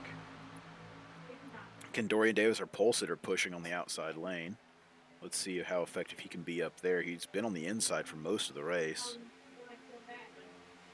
A little below the yellow line there for Inslee. That was so happened to look like gave him a little bit of a scare. Looks like everybody's got it under control though. Yeah, it can definitely be a little bit dangerous when you're leading and you're breaching that yellow line a little bit. So people can get squirrely behind you. You can get slowed up. It can cause some problems. And Andrew Allen, third in the high side in that 88 car. He's made a lot of moves this race to be able to get up there. He's currently being pushed by the 8 car. I believe that's Ryan Sizemore. Yeah, he started way back in 25th, I believe. He was really near the back of the pack. And here he is right up here in the front. Looks like we're getting pretty, I believe we're getting pretty close to halfway here. Just a couple more laps. Yep. We are just green flag racing again, getting back to it. We've had a couple incidents, but for the most part, these guys have been playing pretty nice with each other. We've been side by side a lot, but we haven't had too many crazy incidents. So hats off to these guys. I think everyone's done a great job so far. And I'm getting word that we can hear race control on my radio, so I unfortunately have to go in here and just disconnect some things. So we'll just there we go. We'll do that for now. I should fix that. And we're good. Yep, we're still racing here. Jimmy Inslee 37 holding of 80, strong on the so bottom. We're coming up to halfway. Jimmy Inslee, our leader. We've had a lot of movement. We see Connor Rowe, who was involved in that last caution. He's chilling out at the back of this pack, right behind Mike DeWalt there on the inside lane. Yeah, it's going to be tough for those guys to get back up to the front pretty quickly just because we're kind of so gridlocked up in the front. They are making some moves. So far from what we've seen, it's been a lot of really good, really clean racing. People just trying to get those runs in and, just moving their lines. The couple of cautions we've seen have just been one bonehead move, the 33 getting spun, and then just a bad checkup that we've seen. Yeah, it's been a pretty clean race, so hopefully that can keep up. See if these guys on the top can get that last push they need. They've been close a couple times, just haven't been able to quite get that nose up in front. It's So it's just a thing of just right now, you're just kind of surviving, hoping you can stay in it. All our cautions have been relatively drivers in the back. No one up front's really been getting too dicey. But Christian Antonio, they're trying to make that move, getting pushed by Condorian Davis, Andrew Allen, Steven Jr. on that outside lane. They're trying to get that lane, but that inside just got a massive push. And it looks like they're coming up on a lapped car here. They'll be catching him in the next lap or two. We'll see how Very that close things. incident here. Whoa, they might end up wrecking whoa! here. Everyone's Just about fanning out. everybody Looks kept like it they're going to straight save it. there. That was insane. I think Kendorian Davis Everyone got a got bad fanned out on push. that They ended up 3 wide. Yep. Andrew Allen, Everyone's got to crazy. get back in it here. Andrew Allen had a I'm crazy not save right mistaken, there. I just want to shout that Nate out. Pollard grabbed the lead off of that one, now getting pushed by Jimmy Inslee.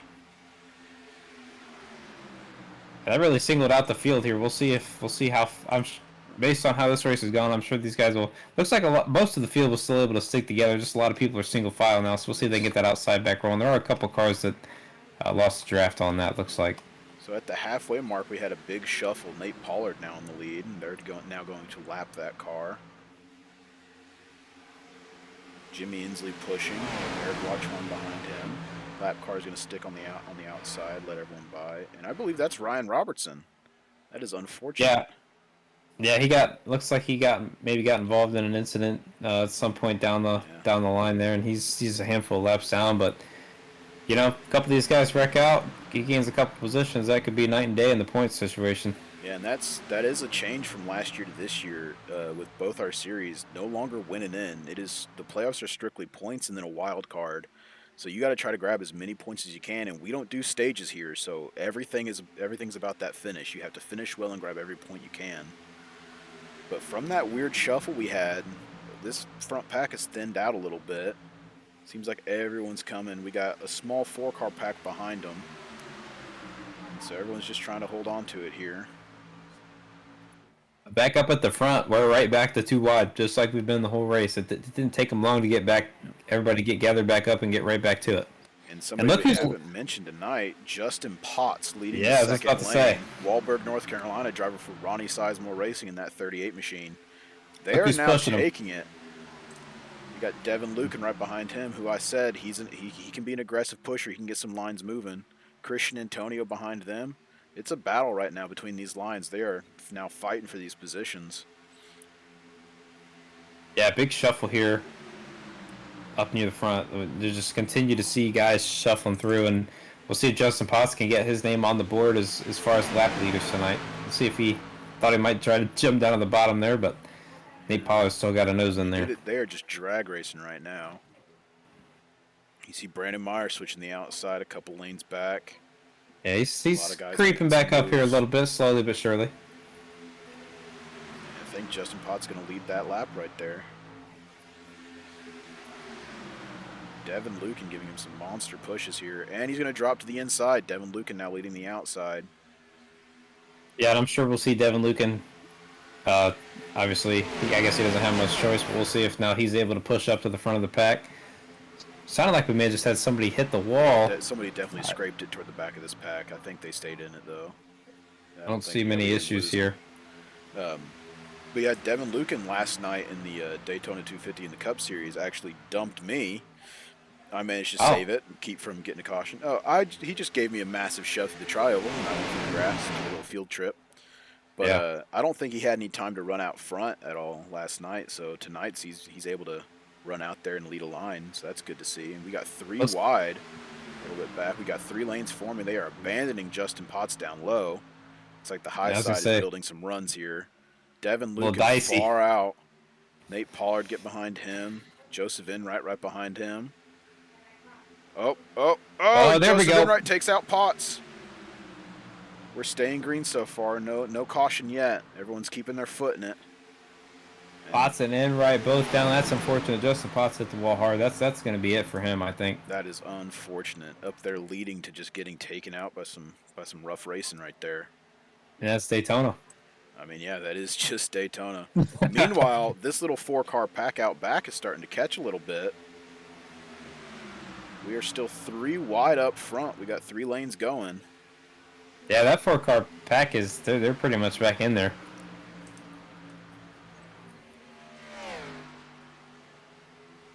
I mean, this is just Daytona racing at its purest right here. You get all 3 lanes going, you try to just take every run you can.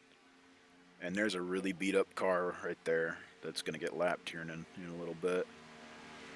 Yeah, that's always a little bit dicey. Once again, we got Christian Antonio leading that outside lane, being pushed by Andrew Allen. I'm 90% sure that those guys are teammates as well. So I believe it's Fast Living Motorsports. Yep. So a couple teammates up in the front here trying to push to the front. We are back to wide drag racing here. Looks like I believe that's the 31. I believe he's misnumbered. I'm not sure. He's number 10 on the board, and number 31 on the track. Either way, he's really trying hard to make it 3 wide there. Looks like they'll hopefully be able to get around this lap car. Yeah, unfortunately, there are a couple of guys I've seen according to what we've got, but that'll all be addressed hopefully in the next race, and we can try to get that fixed. It definitely is a little bit confusing for us, and more confusing for the drivers when they just call out a number and it's nowhere close to who they're actually talking to. Yeah, I believe it may have been him earlier. You said 31 car, and I looked up and down the list, and I didn't see a 31. I was like, oh, well, somebody might be misnumbered, but I guess that's part of it as well. Yeah, that 31 is now leading this outside lane. Let's see if we can The actually 31 find him here. 31/10. Yep, that is Matthew Mobley. He's supposed to be in the 10. Now, he is a Gears original. He was in the Gears Racing League. He was still back on a console running on NASCAR Heat 5. That was 4 years ago. He managed to make the switch over to iRacing and is now racing with us. It's fantastic to actually see him on track with us again. Yeah, that's cool. That's cool that you guys have had so many people around for so long. That's really great. So yeah, that is one thing that I just love about Gears and being able to be a part of it for so long is we have all these absolutely dedicated veteran drivers who've been here year after year, and they're the reason we're able to grow as we do, because we depend a lot on word of mouth and just actual reviews from our racers, and that's how we gauge all our feedback, is how much the drivers actually enjoy things. So it's good to see people come back and stick around for year after year, and it's great to see people come back, especially from years ago when they are finally able to upgrade and get iRacing going and actually get in here with us again and be competitive and start leading at Daytona. yeah, and even as someone who's not brand new to the Gears, I started racing it. I've been a part of it for about a year now.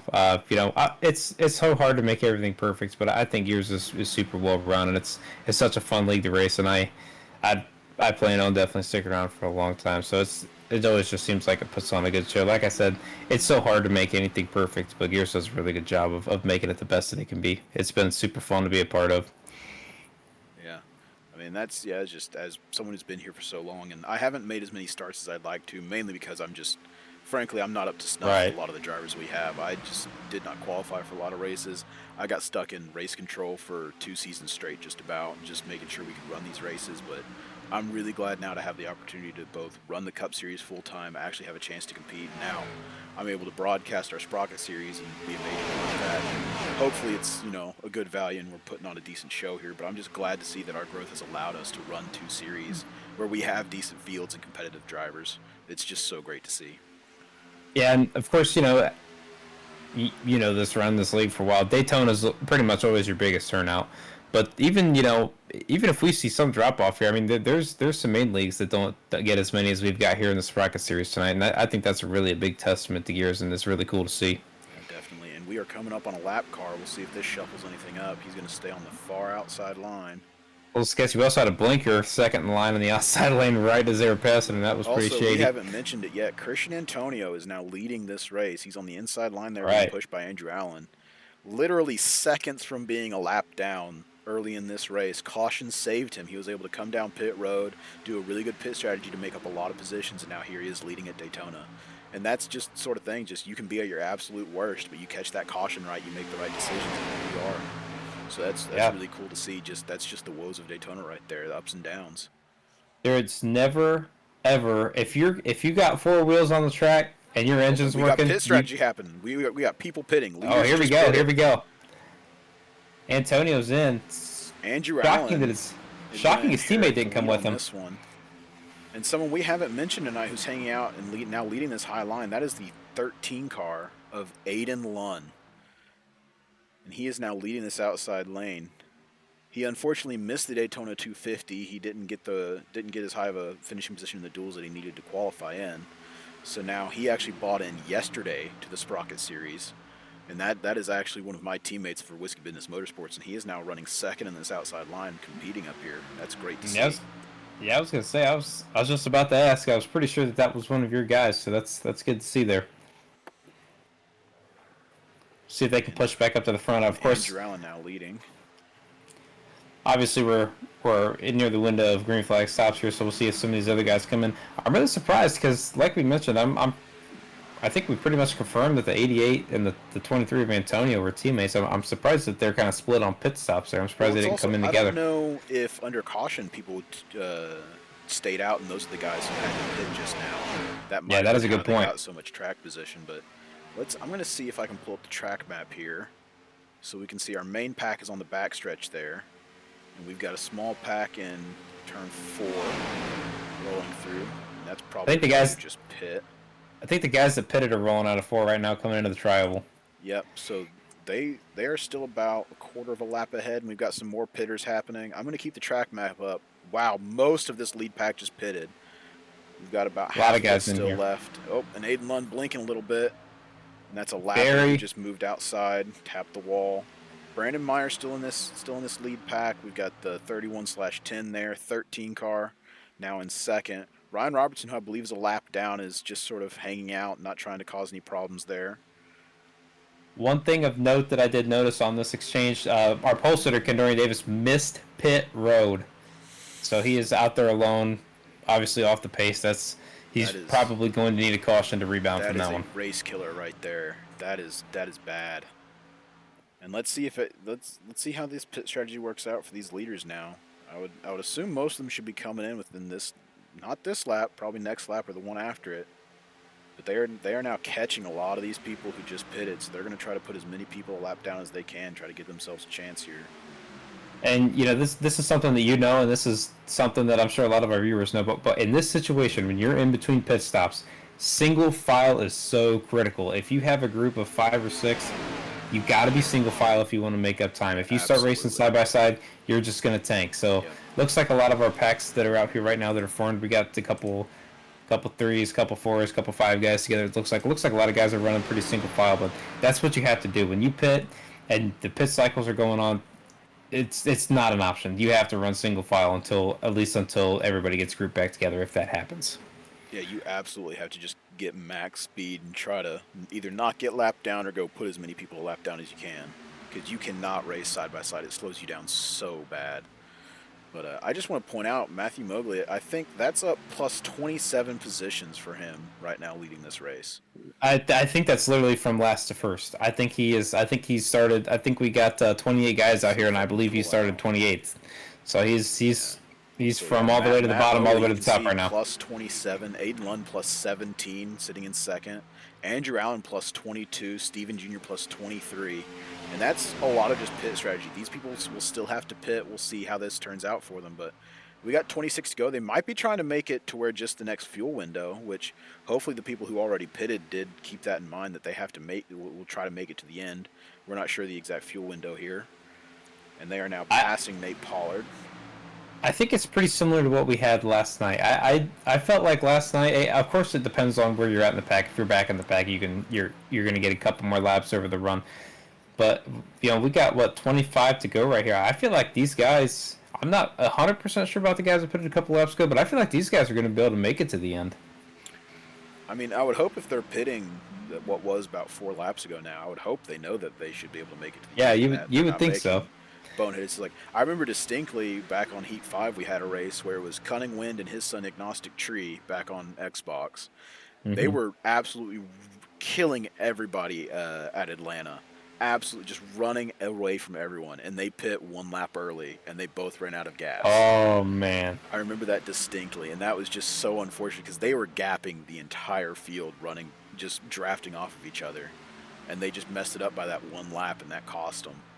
So hopefully no one made that mistake tonight, but only time will tell on this one. But this lead pack right now, they still have not pit. Yeah, and your story is a great testament to just really how many different aspects go into having a complete race. I mean, it's not just behind the wheel. You got to have the right strategy.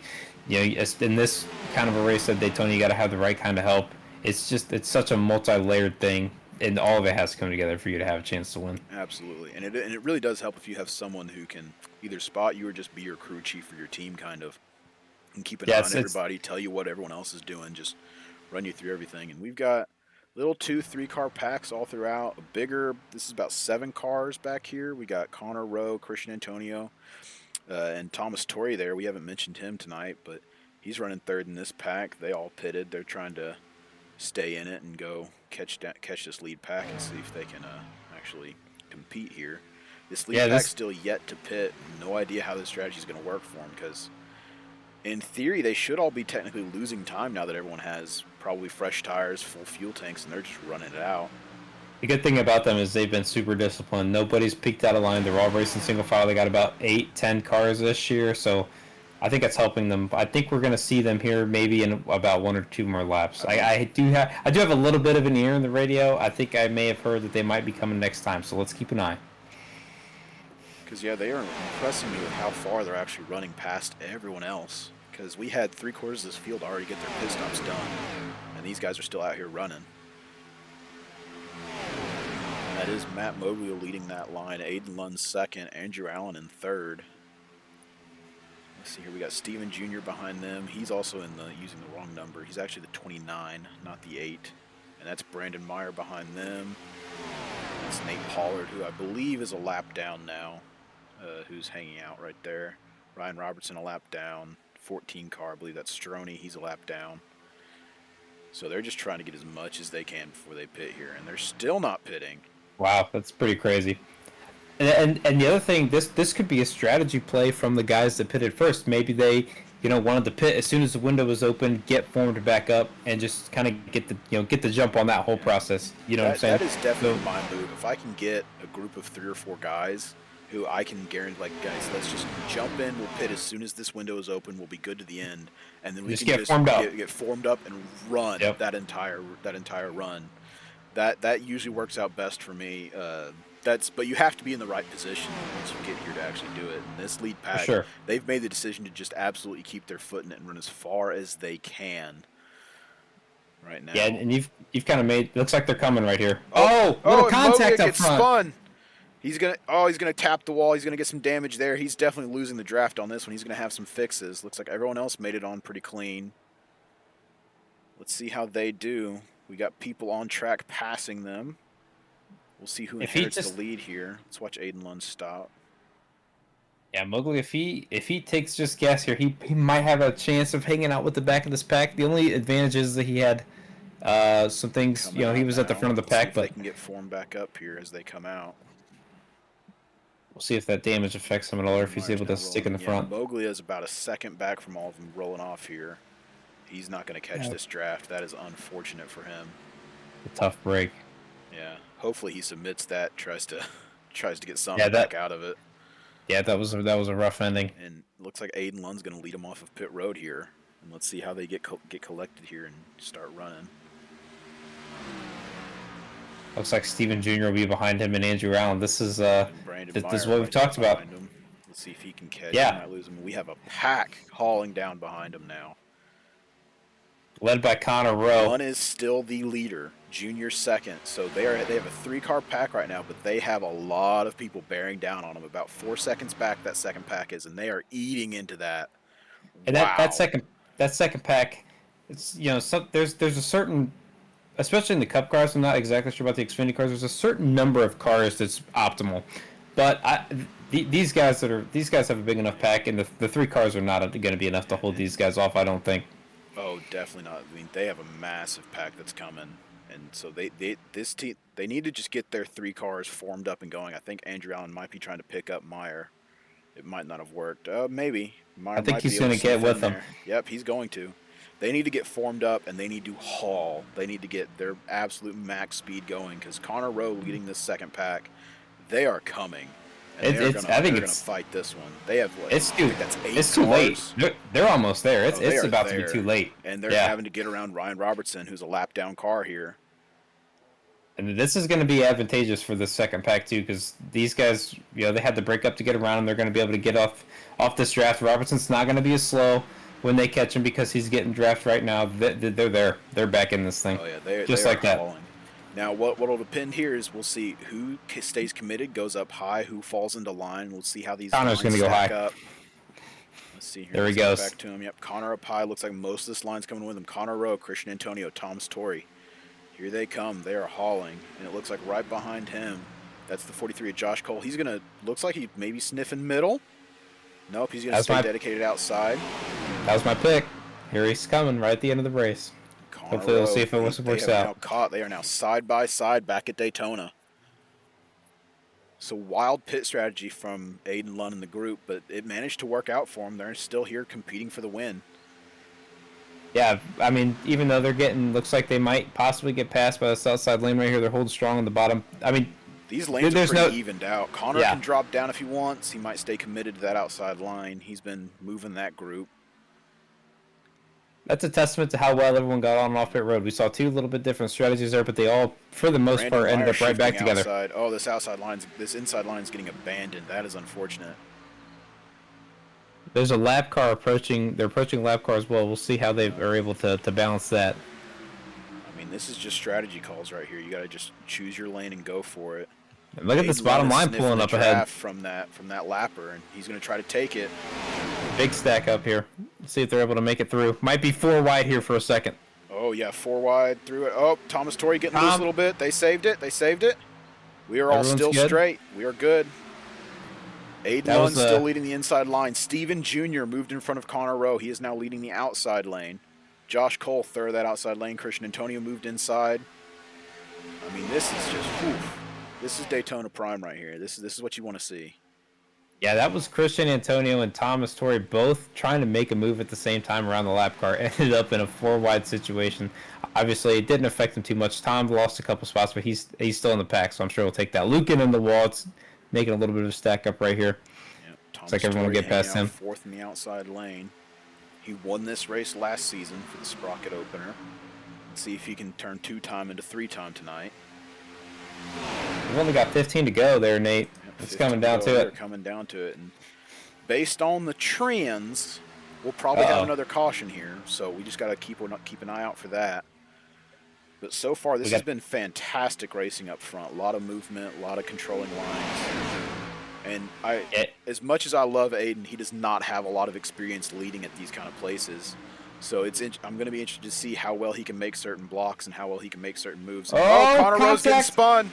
Connor Rowe and Steven Jr. caught in the outside wall. We are still green. No caution yet.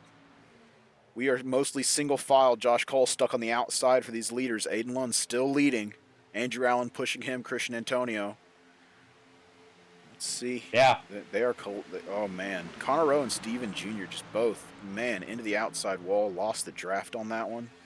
Connor Rowe tried to make a move to the inside, take him 3 wide, they were just too close together. There was enough room for Gurley to move up, enough room for Rowe to move down, but they just ended up right on each other. And once you make that contact, there's just a point of no return. And that's Brandon Meyer now moves to the outside. Looks like Thomas Torrey's going to join him. They got Jonathan Militia behind them. They're going to try to make this outside run.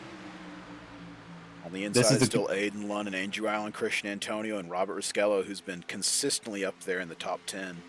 Yeah, he's been sneaking around there all night. I think he did get up front for a couple laps, but give him some credit. He's been running up front all night. This outside lane is full of a lot of these guys that we've been talking about. Cole, Meyer, Torrey, Militia. These guys are trying to get to the front here as we're closing in on 10 to go. Okay, looks like I've got 12 to go, or 13 to go right now, sorry. It's coming down to it. It's time to make your friends and stick with them and try to get where you can. Because this is front pack with 12 guys. That is the race right now. Josh Cole looks like they might move that. Yep, they're sniffing. Oh, Militia back drops up to the front. Low. Riskello drops high. Thomas Torrey trying to figure out where he's going to go.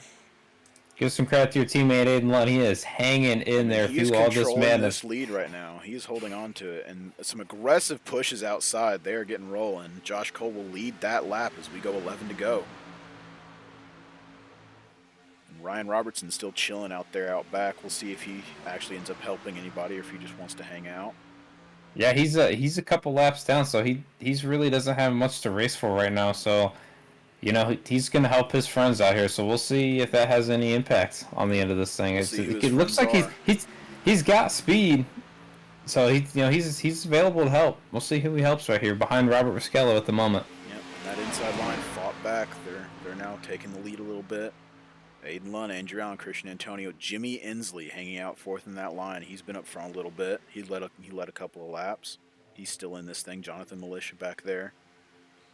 And it's these 10 drivers, 9 of them on the lead lap. I believe Robertson's the only lap down in that group. So this is the race right here. This is intense. Yeah. Yeah, it's a 9-horse race unless we get a caution. There's a couple little packs around. I don't think anybody has the speed or the numbers to catch up to these guys. I believe if it stays green, it'll be settled among this group right here. It looks like Brandon Meyer might get shuffled out here. Oh yeah, we're going 3 wide a little bit. He's getting stuck out. And that is the defending Sprocket champion.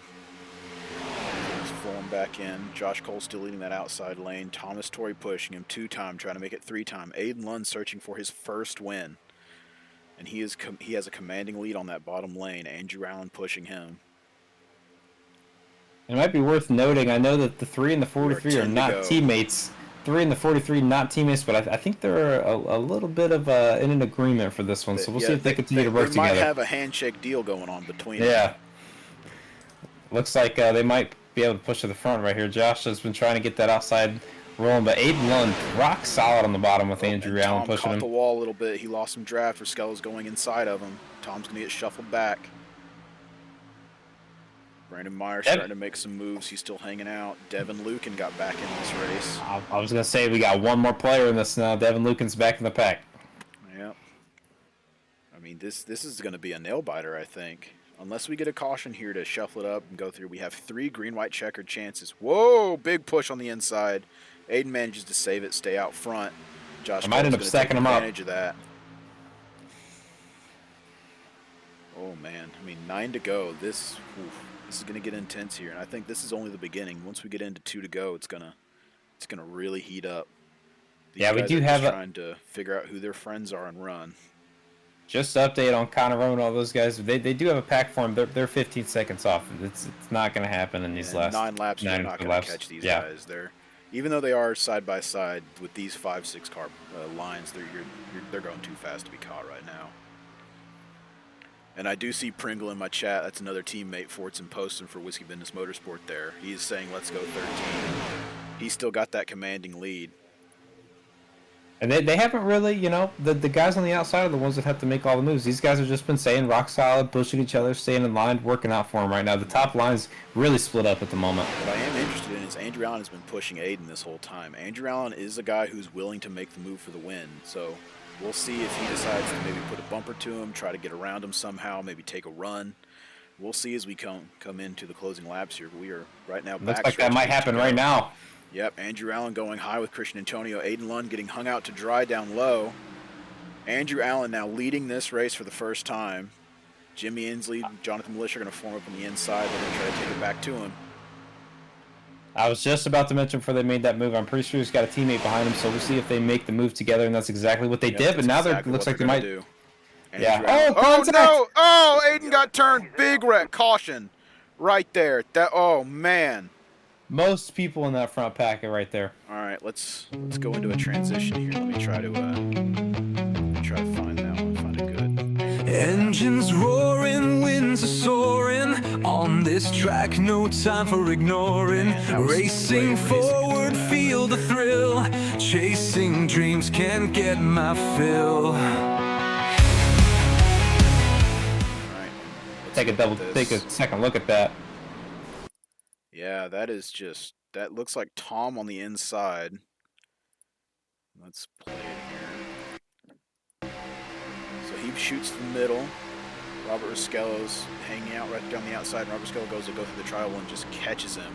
And that just turns the pack right there. Tom got through it okay. 3 drivers up front got through it. Josh Cole, Christian Antonio, Andrew Allen got through that with no damage. Unbelievable record avoidance from Tom right there. That was Tom sneaking through there. I don't know if it was wreck avoidance or just driving through it. Because let's look at this again. I want to hop into his cockpit and watch. Yeah, this is crazy. This is crazy. I think. All right, let's hop into his cockpit real quick. And let's watch this. So here he is. He's middle. 77 goes down on him. He just keeps his foot in a little bit. Yeah. Drives through. He's got some damage, but he managed to stay straight through all that. I wonder was how gonna say much he- that arrow is going to actually affect him. I was gonna say he may be scuffed up a little bit. But looking at his car,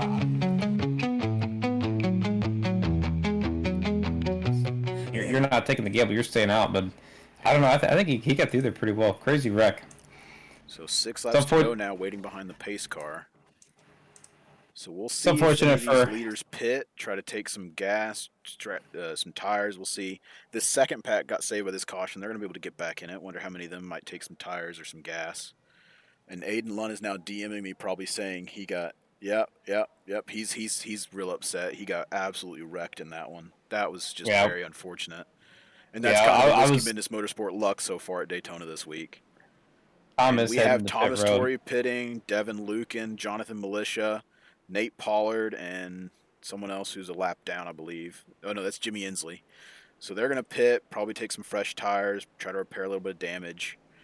Connor Rowe stayed out. He's going to make up some positions on this. It's just crazy that he's staying out because I thought he got the wall pretty good at the front end. But we'll see how it goes. Yeah, he got turned into the wall. I wonder how his arrow is doing. But man, that was crazy. And I won't. Even him being your teammate aside here, I do want to give Aiden Lund one more shout out. They were just absolutely running that inside lane. Absolutely not one thing wrong he did there. He was just a victim of circumstance. Really unfortunate for him. They were having a good run there. Absolutely. There's nothing he could do. He just got he just got hooked. That is just part of it. When especially that tide of racing this late in the race, when one thing happens, it usually catches everybody involved. And that's just the front two lines there of Andrew Allen, Christian Antonio, Brandon Meyer there. They were just lucky enough to just be just far enough ahead that it didn't really affect them. And Stroney sitting here in fourth now. Connor Rowe. Steven Jr., who's still in that wrong number car. Kendorian Davis back in this. He's our pole sitter. I believe that really interesting. I believe that 14 is actually Avery McCart. He did switch numbers. I'm so sorry. No, you're good, but I don't think we've said his name once all night, and here he is in fourth. So let's look at our top 10 as it sits right now. We have Andrew Allen, who is up 24 spots leading this race. Christian Antonio up 19 spots, now sitting second. Myers lost 1 spot, but he's still in this. Avery McCart, who I mistakenly thought was Travis Stroney. Avery McCart in the 14 car is up 22 spots. He is now sitting in fourth. He has a chance at this race here. Connor Rowe up 1 spot. Steven Jr. up 21 spots. But Kendorian Davis, Ryan Robertson, Alex Snyder. Oh, well, I mean, that's my board's all messed up from those lap down cars. Nate Pollard in 8th. He's up 6 spots. So, I mean, everybody's got a chance now. This is going to get really interesting. Mike DeWalt back in 9th. He was out of that draft almost that whole time after, he got in the wreck. I think one of those other wrecks that ended up being a caution or one of those incidents, he lost the draft. He's back in this thing. This just flipped the whole race on its head. I mean, yep. And let's see here. If I can bring this back up. We got 4 laps to go, and we are 1 to green here. So pace lights are off. We are getting stacked up. Andrew Allen leading this race on the inside. Christian Antonio, his teammate, leading the outside lane, starting second. Brandon Meyer, the defending Sprocket Series champion, sitting second in the bottom lane. Everyone has a chance at this one. Connor Rowe recovered from a decent hit. He's now sitting third in that bottom lane. Kendorian Davis, our pole sitter, sitting fourth in the bottom lane. I mean, this is a stacked field right now. We've got a lot of talent right here. And we're going to go green with 3 to go. This is going to be intense, and hopefully we can get it under green, and we're not going to get another caution here. But if we do, we got 3 green-white checkered attempts that they can just keep going at it, and we'll see who survives. Yeah, this is definitely going to be something entertaining here. Hopefully these guys are able to keep all the wheels on the track here and give us a good clean finish, and it'd be really interesting to see who comes out on top of this thing. Yeah. I mean, this is about as intense as it can get right here. And this has been a very entertaining, great race up to this point. Sprocket is definitely showing out to start with. I'm very happy with it. Yeah, this has been great. I can't wait to see how it ends. I mean, this is going to be exciting. So out of this, like probably top 4 or 6, we still going to stick with Meyer? You got someone else who's maybe snuck in who you think might be able to take this home? I think that 14 sneaky Avery McCart. We haven't mentioned him all day long. He's He's in been hiding P4. so well. I thought he was Stroney. I'll put it that way. But Yeah, man. I don't his know. We'll car see. is off. Andrew Allen will I got have a feeling. control in the no longer the Geico restart zone. Green flag. And we are green flag. at Daytona. We'll see if these top two try to get together. Their teammates, 88 and the Brandon 23. It Meyer looks like that might be something that they trying to might do. side draft. He's getting a good run. He's going to push the 88 a little bit. Christian Antonio still sticking with him the outside. Connor Rowe still there. Avery McCart still setting the outside lane. Inside line definitely seems dominant. The outside line is forming up a little bit. Let's see if someone does something stupid or not. You know that Connor and Brandon, actually all three guys in that bottom lane, Andrew, Brandon, and Connor. None, all those guys are more than willing to make some moves that'll take the win. Mike DeWalt recovered to 5th in that bottom lane. If something happens, he still has a chance to get through it. Can Dorian Davis or pole sitter still hanging out right there? And this outside lane's formed up a little bit. They're going to try to get to him here. Well, contact here between Nate Pollard and Mike DeWalt. And Junior's going to take him out. He slides up the track. We got another caution. We're going to have a green-white checker here. That's a big one. A lot of cars involved in this one. Watch horn's gone. Militia's involved. 77 in it, Pollard, 69, 20. I mean, that is a big one. That collected 77. A lot of people. Been up front all race. Let's go back and try to find that one.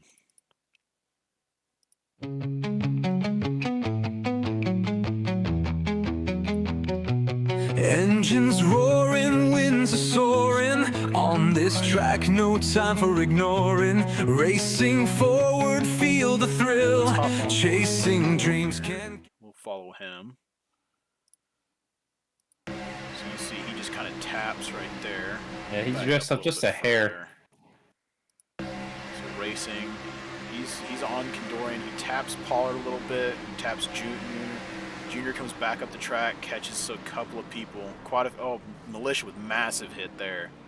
That's a lot of damage to a lot of these guys. And Robertson stacks in at the end. Oh man. That took out quite a few good guys. That is unfortunate. Yeah, that was just unfortunate. We just saw one bit of contact. I mean, it's literally just kind of like dominoes after that. You know, this guy hits this guy, causes contact here, and then all of a sudden we got half the field wadded up there. Yeah. I mean, that's just, once again, danger and fear of Daytona happening. That's this Daytona. Dire it's part of the nature of the beast. I'm not sure who Dire is, but hello. So Andrew Allen snuck through there. Christian Antonio still second. Brandon Meyer still third. Avery McCart still fourth. Connor looks like he's going to move into fifth. The 10 car of Matt Molia, he's still in it. Tom made it through it. Jimmy Inslee, Devin Lucan. And I got to figure out who is that guy right there. Who are you? Terry Fennell in the 00. Someone we haven't mentioned at all. He is now sitting up here. And his car looks clean. It does look remarkably okay, I got to admit. Now, Ryan Sizemore behind him looks like he's got a good bit of damage. Looks like he also has a good bit of no hood. Yeah, that car looks a little beat up. A lot of people pitting. So it looks like Inslee, Condorian, Mike DeWalt, Riskello, Militia, a couple of guys there. Tom Torre coming off of pit road now. And we're going to be going into a green-white checkered here, so we're going to have 2 to go once we go green here. I think Terry Fennell, I just noticed as he's driving around, looks like he guys actually lapped down, so he's getting the wave around right here, but that's still, man, you're in the game for a lead lap. That is positions right there. All right, let's see if my battle box works this time. A little bit better this time. So we've got Andrew Allen in the lead, still up 24 spots. That is an insane run. Christian Antonio up 19 in second. Great run for him. Brandon Meyer hanging out, Connor Rowe, Avery McCart, Matthew Maglia, Steven Jr., and then we've got some lap down cars there. My battle box is broken. Tom Torre in 8th. He's up 16 spots so far for the day. We'll see if he can hold on to that one. I mean, this has just been in some intense racing. Yeah, and again, that was, you hate to see a late race crash like that, but again, that's literally just what Daytona is, man. Everyone's trying to get every inch they can. It's just going to happen. Yep. There is a lot of danger to it, and unfortunately, just like we've seen with a couple of people, You can be absolutely perfect running your race. You can lead some lines and just get absolutely turned from something stupid happening behind you, and that's just how it is. Yep. I mean, you can quite literally do everything perfectly and just get caught up in it. That's just Yeah. part of it. That's what And, makes it so sometimes entertaining. It's what makes it frustrating, and that's really just what makes it yeah. Daytona. And I don't know how the weekend's been going for Independence and Freedom United over there for your teams, but Whiskey Business Motorsport on my end, we've had nothing but just getting collected and getting turned so far this weekend. So I think we're all ready to move on next week to Yeah. Oh, Texas yeah. I and agree. Auto Club We for Sprocket. So just yeah. yeah. Depending on the ruling of the finish of the race, I think a freedom actually might have worked out pretty well. But yeah, I'm not. I think that's I like it in its own right, but overall, I'm more of a I'm not a super big speedway racing guy like this, but Like, I love plate racing, but plate racing does not love me. That's just an yeah. unfortunate thing I'm stuck with. But Andrew Allen leading this race. We're going to have 2 to go. Looks like we are 1 to green. Everyone's getting formed up here. Christian Antonio on leading the outside lane, teammate to Andrew Allen. So they have a possibility Yeah. of getting a 1-2 finish here. Brandon We'll see Meyer what they do starting here. third. Once again, the defending Sprocket champion. And he won last night's Cup Series Daytona 250. So he has the chance to go back-to-back and start both series with a win, which would put him in an amazing spot for points. Outside of him is Avery McCart still hanging out, just absolutely sneaky sitting there. And this is going to get interesting. Yeah, a couple things to note. As you said, Andrew Allen, Christian Antonio, teammates. We'll see if that comes into play or if all bets are off. Another thing that I noticed, I think this actually it looks okay now. I know he still got a pretty. I think the 5 car's got pretty significant damage. He's starting He in did 5th. nose into the wall pretty hard, and I don't know if he spent a lot of time fixing it because he is sitting up here in 5th. But yeah, so Connor Rowe in 5th. We got, Connor Rowe sitting 5th. Outside of him is Matt Maglia, Steven Jr., Thomas Torrey, Robert Risquella. I mean, these are all guys who still have a chance. Even Jimmy Inslee back there, Ken Dorian, Mike DeWalt. All those guys still have a chance depending on how some wrecks happen here, if they happen. Yeah, with 2 green white checkers, if you're still moving, you got a shot. We got 3 green white checkers here. We're using one of them. We have 2 more chances after this if we have a caution within the first lap. When we go green, it will be 2 to go under the green white checkered. And pace car is off. Here we go. Green flag, green flag. Green flag. Allen gets them going. Looks like everyone's split up. real smooth there. Avery McCart drops to the inside. Christian Antonio a little bit alone outside. He's trying to stay to that side draft. Looks like Matt Maglia is going to make a run up high. Thomas Torrey might stick with him. Matt Maglia is coming down low. Connor Rowe is going to stay low. Andrew Really Allen big with a advantage. commanding lead here. Really big advantage for these first handful of guys. Yep. And Brandon Meyer pushing Andrew Allen just absolutely full out here. And Matt Maglia has caught Christian Antonio. They're going to try to make that outside work a little bit. We'll see if anybody wants to go with him. Tom's going to get up there and get with him. We'll see if that works out for him. Connor So Rowe is is Connor. shifting outside. Avery McCart inside there. It's 3-on-4. We'll see if the outside can make it work. Oh, looks like Steven Jr. got in the wall. We got one person getting shoved into pit road out back. And we Keeping it are white green. flag. We are green flag, white flag here. 1 to go. This is Outside it. lane trying to make it work. Andrew Allen still leading the inside. Brandon Meyer giving him some major pushes. Oh, and Christian Antonio gets spun and saved and then spun. Christian That's Antonio it for out him. of this one. Avery McCart third. He inherits. Brandon Meyer to the making a outside. move to the outside. Avery McCart still pushing Andrew Allen. Thomas Torrey is going to join Brandon Meyer on the outside. Thomas Torrey's taking 3 it wide. all the way. 3 wide. Andrew Allen making a commanding move here. Oh, making the massive block. This is the chance for Tom. Thomas Torrey inside. Oh, massive blocks contact. happening. Brandon Meyer going to try to capitalize on their little squabbling there. Let's see what will happen here. Thomas Torrey's catching the draft off of Andrew Allen. And we are Allen's in a coming good to spot. the line. Andrew Allen wins the Sprocket 200. Let's see here. I think Thomas Torrey got second, Brandon Meyer third, Connor Rowe fourth, Robert Risquello rounding out 5th place, Matt Moglia, Jimmy Inslee, Merrick Watchorn, Devin Lucan, and Mike DeWalt recovers for a 10th place finish. Wow.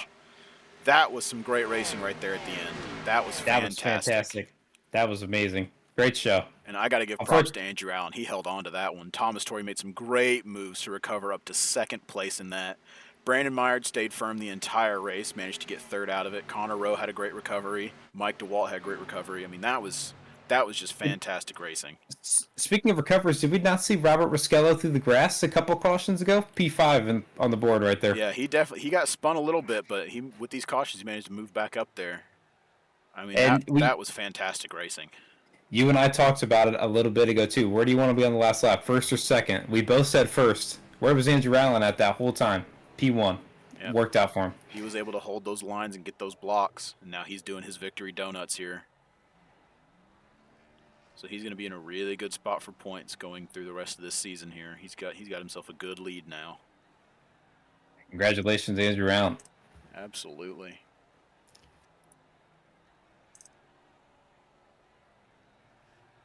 All right, so we'll see if we can get Allen, Torrey, and Meyer in here for some interviews.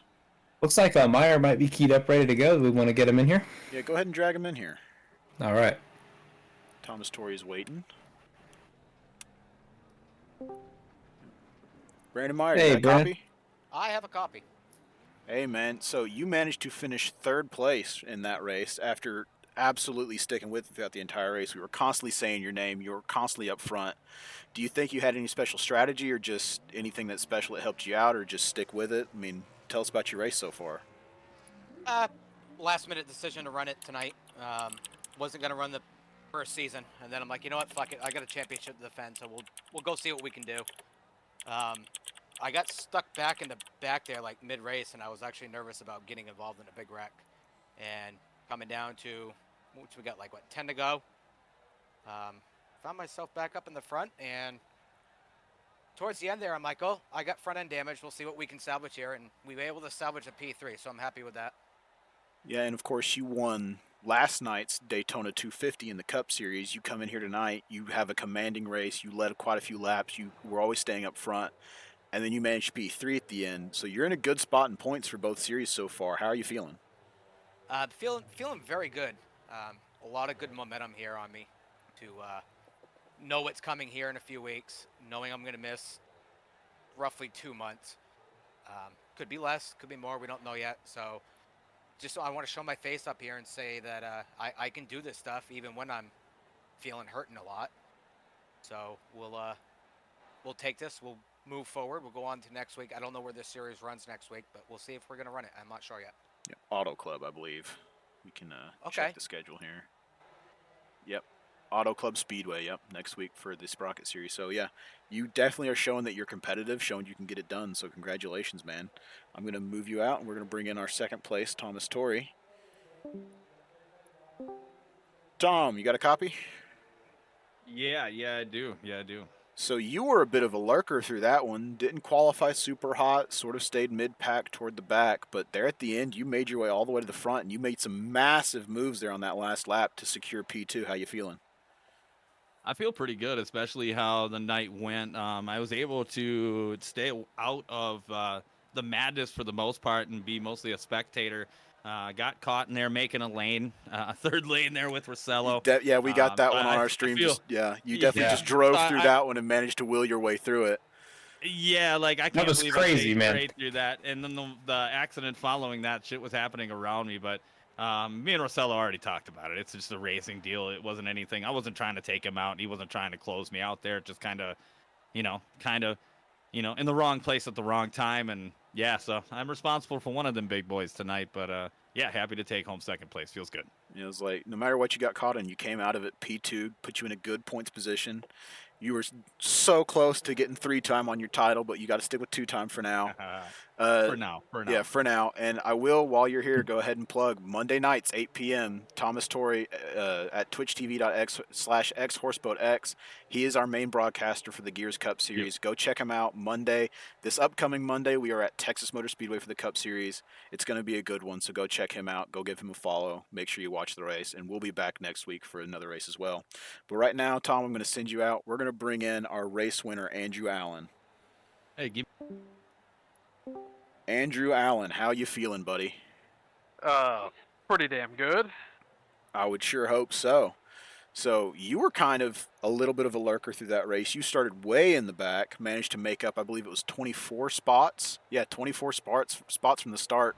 You managed to stay in the lead there through the last couple of cautions and managed to get some massive blocks because I know Tom was coming for you, Brandon was coming for you. I mean, anything special in that race help you out or just pure will? I mean, first, starting in the back, I suck at qualifying at super speedways. Always have, always will.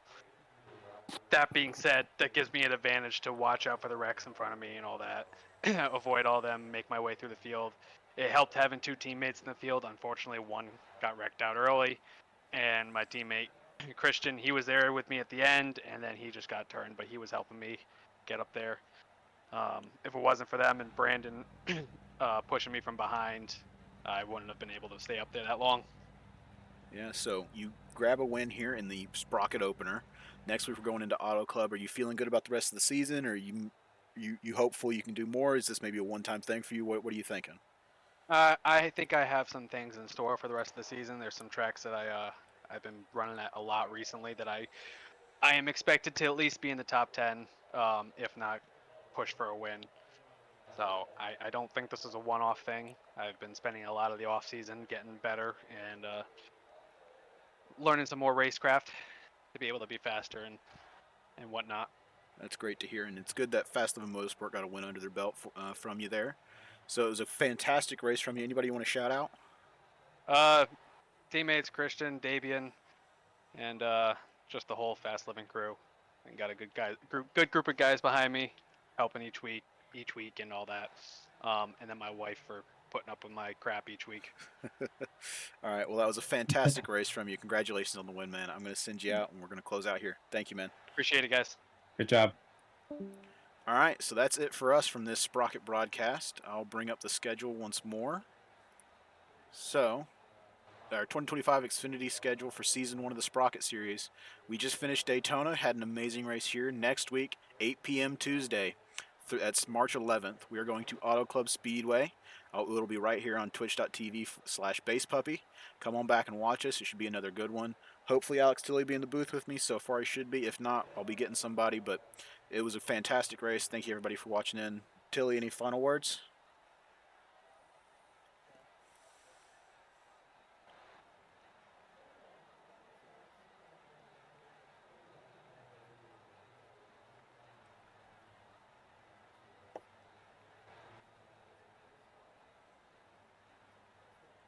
All right. Thank you, everybody, for watching. Tune in next week. We'll see you.